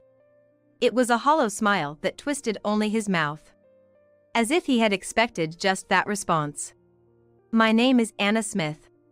I live a relaxed life in the suburbs, a bit away from the city center, similar to living in a place like Nebraska. I'm in my late 60s now, and since my husband, Felix, has retired, we're living on our pension. Felix has always been very stubborn and difficult. When he was working, he often clashed with others and seemed to be constantly involved in trouble. But those who knew him well understood that Felix was just clumsy. He's always hated anything dishonest, and once he's made up his mind, he rarely changes it. And he was terribly bad at expressing his feelings. Back then, I knew that Felix was more stubborn and clumsy than others, so I sometimes stepped in to help. Felix was not good at work like others, but he was great with people. In a way, we were like oil and water, but we naturally hit it off. From there, we started a give-and-take relationship and eventually started dating and got married. After getting married, we were blessed with a son right away. Stubborn as Felix was, I think he poured his love into him in his own way. Thanks to that, our son, Mike, grew up healthy and is now married with a grandson, Ken, of his own. We thought our happiness would last forever, but it didn't turn out that way. Mike and I have become estranged since a few years ago. A big fight between Felix and Mike was the start of the rift. Even I, who usually stays neutral, ended up siding with Felix, so I haven't been able to meet my son for years. Because of that, I haven't been able to see Ken for a long time either. It's heartbreaking not to see my first grandchild, whom I adored, but it seems there's nothing I can do. All this was because of Mike's marriage. Mike married a woman he had been dating since his student days, named Julie. Julie lived nearby, and our families were close, so Felix and I wholeheartedly blessed their marriage. I remember when Ken was born, Felix's face lit up as if he was a different person, and he lifted his grandson in his arms. I think it was around the time Ken started elementary school that Julie began to consult with me frequently. Mike comes home late. He has a lot of overtime and works on weekends too.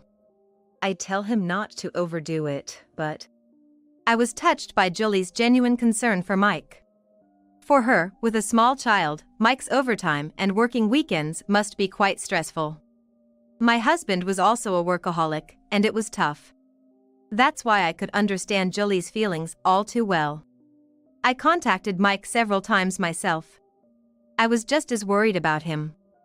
If he overworks, his health could suffer, and if the company is that bad, he should consider reporting it to the appropriate authorities. That's what I advised. Before I could finish, Mike let out a dramatic sigh and shouted, "It's different from when Dad and Mom were working, don't interfere. I'm doing things my way." From his tone, I could tell that the company wasn't forcing him to do overtime or work on weekends. What kind of twist of fate is this? He used to say he was fed up with his father, who was always busy with work when he was young. He wasn't that enthusiastic about work. It seemed more like he saw it as a means to make money and live. Julie must have known that too, which is probably why she consulted with me. My concern turned into suspicion from that day. Sure enough, the unease I felt grew over time. Soon after, I received news. Julie passed away? Tears-filled calls from Julie's parents reached me. Julie had been hit by a truck while wandering on a highway. She was walking in a place that wasn't a sidewalk at midnight, so it seems the truck driver didn't notice her. Julie was serious and calm, so crossing a highway recklessly wasn't something she'd do. At least, the Julie I knew wasn't that kind of person. I heard later that she had often seemed distracted before the accident. Occasionally, her parents received calls from Julie that sounded like screams of despair. Hearing about it made my blood run cold. Apparently, Mike was having an affair. Julie knew the other woman was named Miranda, a secretary at Mike's workplace. Why she was in such a dangerous place, leading to the accident, is unclear. However, Julie's parents said she must have been shocked by Mike's affair and it probably led to her nervous breakdown. I think I was in shock for a while after the phone call ended. When I received a message from Felix saying he was on his way to the hospital, I finally snapped back to reality. By the time I arrived, Felix, who had left work early, was already at the hospital. Only Julie's parents and Ken, being hugged by them, were there. Of course, the first to be contacted about the accident was supposed to be her husband, Mike, but they couldn't get through to him. And then it reached Julie's parents, and finally, at the very last moment, they got through to Mike. Even though Mike's workplace is much closer to the hospital than our house, he was the last to arrive. Moreover, there seemed to be no rush or urgency in his actions. What the hell are you doing? Hearing about Mike's behavior and the affair, Felix angrily confronted his son upon arrival. I had never seen such intense anger before. Yet, Ken was defiant. I did have an affair. But Julie's death was an accident, right? It's not my fault. And the affair was not my fault, it was Julie's fault. He said the root cause was that Julie stopped paying attention to him after Ken was born. Once a child is born, parenting should come first. But for Mike, who had always been the priority in the family as an only child, he couldn't accept that someone else was getting prioritized. Even if it was his own son. That's why Mike couldn't prioritize his son in his life, leading Ken to not be very attached to him. It was a vicious cycle that made him feel like he didn't belong at home. He shouted in front of the late Julie's parents that her nervous breakdown was her own fault. Those irresponsible words made Julie's parents break down in tears, and Felix was a step away from laying hands on Mike. all I could do was stop them and try to comfort Ken, who started crying even harder at the sight of the adult's behavior. At that moment, I could see the situation with my son and felt a wave of helplessness, almost bringing me to tears. This created a definitive rift between us and Mike. Ken appealed for either Jolie's parents or us to take him in, but Mike wouldn't budge. Though Mike confessed to the affair at the hospital, there was no further evidence, and the confession wasn't recorded, so his affair was never proven. I was unbearably worried about Mike's selfish behavior. So, hoping to be of some help, I discreetly passed Ken a piece of paper with a map to our house and our contact information. The walk from their house to ours was a bit far, but it was better than nothing. If nothing else, it was fine. That was how we parted ways. Years later, I heard through the grapevine that Mike had remarried a woman named Miranda. I heard Miranda was about 10 years younger than Mike. There were rumors that she knew Mike was married when they started dating. I was worried about Ken's situation. I visited Mike's house a few times alone, but it was always dark inside, and no one ever answered the doorbell. After several attempts, I had to give up, fearing I might be reported as a suspicious person. It's been years since I last saw Ken. Despite these old memories frequently coming to mind, life goes on. Even now, I think of Ken as I sip my hot chocolate. He used to enjoy the hot chocolate I made for him. I wonder how he's grown, how his life and family relationships are. All I can do is worry. While bringing my mug to my lips, I look outside.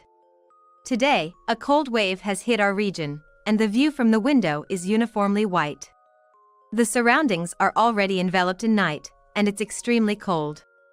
Tomorrow morning, we'll definitely need to shovel snow. Honey, it looks like we're gonna need to shovel snow tomorrow morning. I was about to discuss tomorrow morning's snow shoveling with Felix, who was watching TV. Then the doorbell rang. Felix and I looked at each other. We had no idea who would visit our house on such a snowy night.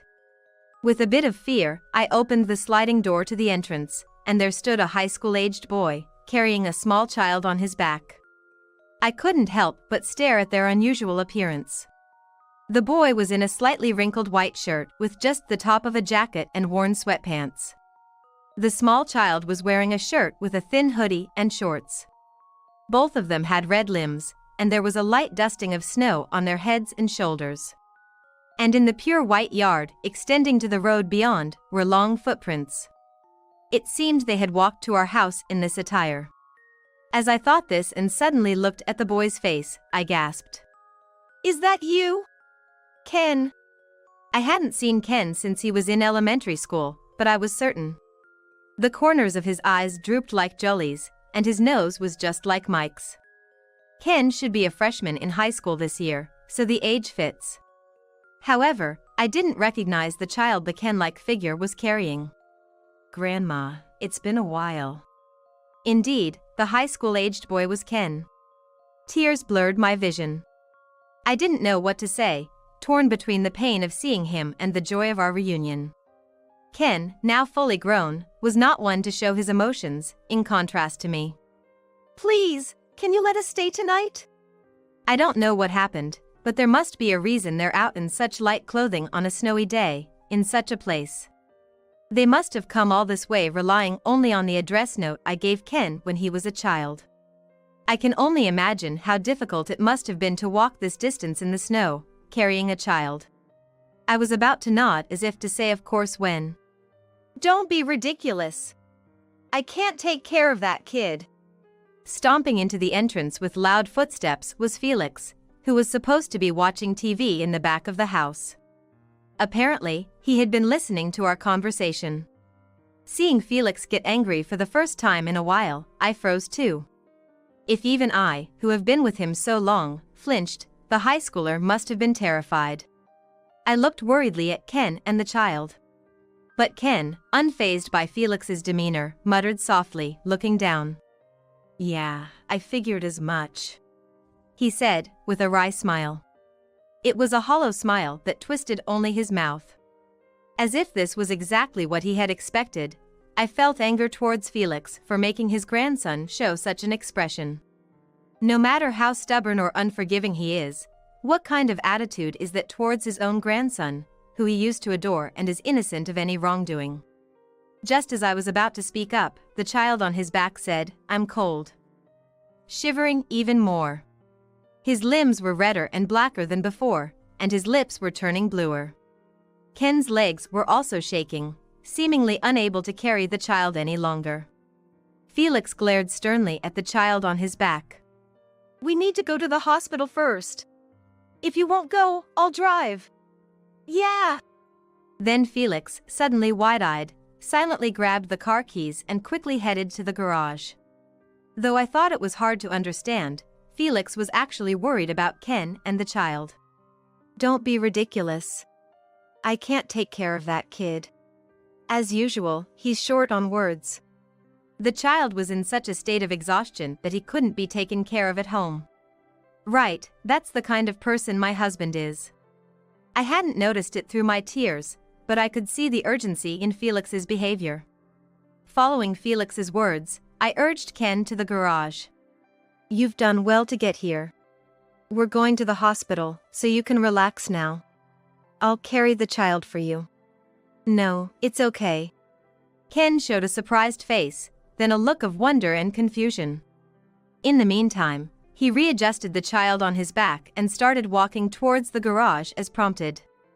It seems Ken has grown into a very responsible character. Always worried about the child, putting himself last. Even though he himself was shivering terribly from frostbite. Reassuring him was my role inside the car. Afterward, we found a hospital that was open at night, and Ken and the small child were immediately seen by a doctor. The doctor told us they were suffering from frostbite and malnutrition. Fortunately, because we brought them to the hospital right away, their lives were not in danger. I breathed a sigh of relief. While Ken and the child were being treated in the warm hospital, Felix wasn't his usual self. He asked the doctor in detail about their condition, held their hands so they wouldn't be afraid, and visibly worried. Where had his usual gruff exterior gone? While glancing at his face, I waited for Ken and the child to recover. A few hours later, after receiving 4 drips, Ken and the child were able to join us on the journey home before dawn. In the car on the way back, I asked Ken about the small child he had been carrying. When filling out the forms at the hospital, Ken had written the child's name as Eric. He was 5 years old. As expected, Ken's answer confirmed my suspicions. Eric is his half-brother. Which means, to Felix and me, he's another grandchild. Nervously, I asked about how they had been living up to now. Their thin clothing in winter told the whole story, but I had to ask. As expected, Ken said they were treated coldly by Miranda, the new wife, because Eric was the child of the previous wife. They were constantly verbally abused and discriminated against in terms of meals and other aspects of life. They didn't even buy clothes, and the school uniform Ken was wearing was the warmest clothing he had. And Mike, who should have been the real father, showed no interest in Ken. It seems Mike essentially neglected Ken, no matter what Miranda did to him. Eric, the child of Mike and Miranda, seemed to have been adored by both as a baby. But, gradually, they stopped taking care of him, probably because it became troublesome. Eventually, the care of Eric was pushed onto Ken. They were always the priority, incapable of putting a child first. Fortunately, Ken adored his much younger brother Eric. He must have been taking care of Eric since he was in middle school. Just thinking about how he had to give up his own adolescence desires to care for Eric made me feel sad. It was evident from how Eric clung to him that Ken had been taking care of him diligently, even though he was inexperienced. Due to being in a car driven by someone unfamiliar, Eric was tense and didn't speak a word. He wouldn't leave Ken's side and hugged his brother from the side, a clear proof of their bond. Finally, I asked why they had come to our house, difficult to reach by foot, especially in the dead of winter. Ken was initially reluctant to speak. Yet, as my concern reached him, he gradually began to share bits and pieces of their situation. Shockingly, Mike and Miranda had left the 2 children behind to go on a trip far away. Leaving hardly any food or money at home, their departure quickly resulted in a shortage of provisions. The fact it was the winter break probably compounded their difficulties. There was simply nothing to eat, and if things continue as they were, Ken himself and Eric would starve. And school closed, Ken, unable to impose on friends, found himself without anyone to turn to. Out of sheer desperation, he decided to make the journey to our house, Ken tearfully explained. Why didn't you contact us sooner? Felix shouted at Ken with a stern voice while driving. The guilt of not reaching out to his grandson sooner and allowing his son's reckless behavior. It combined with a sense of helplessness for not being relied upon, was apparent to me. However, understanding this required being familiar with Felix for a long time. There's no need to talk like that. Ken, Eric. I'm so glad you relied on us in the end. To Ken and Eric, who had little interaction with him, their grandfather might only seem frightening. Concerned they might be scared, I reassured them, but there was no fear in their faces. Perhaps they could sense Felix's deep worry for Ken and Eric back at the hospital. I've thought about contacting you many times, but I was worried about what my mom had said. I just couldn't find the courage to do it. Ken started explaining, looking guilty, why he hadn't been able to rely on us until now. After Mike remarried, Miranda frequently yelled at him, saying, "You are not loved by your grandparents. Kids like you are a nuisance everywhere, so you better not think about relying on them." At first, I thought it was a lie. The grandparents in my memories were always kind. But, being told repeatedly, he came to believe it was the truth. I had memories of being adored when I was younger, and I couldn't believe that grandparents who had been so good to me would hate me. Now, I can think that way. Yet, until recently, he murmured that he somehow believed he was not loved. It seems Miranda had manipulated him not to seek help from me or Felix. That's why you laughed when Grandpa yelled, right? Ken nodded. When Felix yelled at the entrance, Ken's smirk was because he felt empty, as what his stepmother Miranda had said seemed to come true. Hearing this, Felix looked even more remorseful, his eyebrows lowered. But both Grandma and Grandpa protected us. Finally feeling safe, Ken said and cried. Perhaps triggered by his brother's tears or the tension finally breaking, Eric also started crying. After arriving at our house, they immediately went to sleep in the futons we prepared. "It's warm," Eric said, nuzzling into the futon, and Ken hugged him, both falling asleep like mud. Feeling both tender and pained, tears rolled down my cheeks. From their behavior, it was clear they rarely had the chance to sleep comfortably and securely. Felix and I wanted to keep watching Ken and Eric's sleeping faces forever, but that wasn't possible. We had a lot of tasks ahead of us. As the day grew brighter, Felix took the car out again. He went to file a police report against Mike and Miranda, armed with the medical reports from the hospital. We prepared for their return in the coming weeks. When Mike and Miranda returned from their trip and arrived home, they were met by the police waiting for them. Initially, Mike accused me and Felix of kidnapping by taking his grandchildren. Even when presented with evidence, he continued to claim so. Feeling responsible for how terribly selfish our son had turned out, both Felix and I felt a deep sense of guilt. The face of Mike, which I hadn't seen in a long time, looked even harsher than the last time we parted ways in court. I wondered how things had gotten to this point.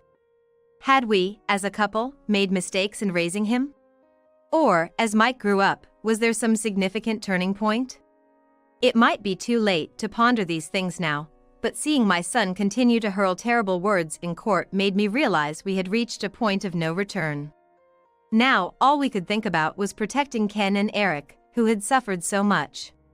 Felix and I decided to fully commit to being there for our grandsons. Eventually, the two were arrested for child neglect. The diagnoses of malnutrition and others were the decisive evidence. The statements from me, Felix, and the boys must have supported that decision. Suddenly, Ken and Eric were left all alone. With their parents arrested, they seemed to wish to come to our house, having nowhere else to go. However, I thought we, who had raised a son who could neglect his children, might not be qualified to raise our grandsons. So, we consulted with Jolie's parents. They were relieved about their grandson's safety and also worried about Eric, who should have been a stranger to them. They also wished they could take both in if possible. However, they sadly noted that it would be difficult to take in Eric since there was no blood relation. They said it would be cruel to separate the brothers. That's why they thought our home, where the brothers could stay together, was the best. And they promised to support us moving forward. How kind they were to offer such words to the parents of Mike, who had treated Jolie so terribly. Lately, my tear ducts have become weak and I easily tear up. Due to these circumstances, we ended up taking in Ken and Eric. When I took Ken and Eric's hands and said, "From now on, you'll live with us," they showed us smiles. Still, they were as quiet as borrowed cats when they first moved in. But soon, we were able to open up to each other.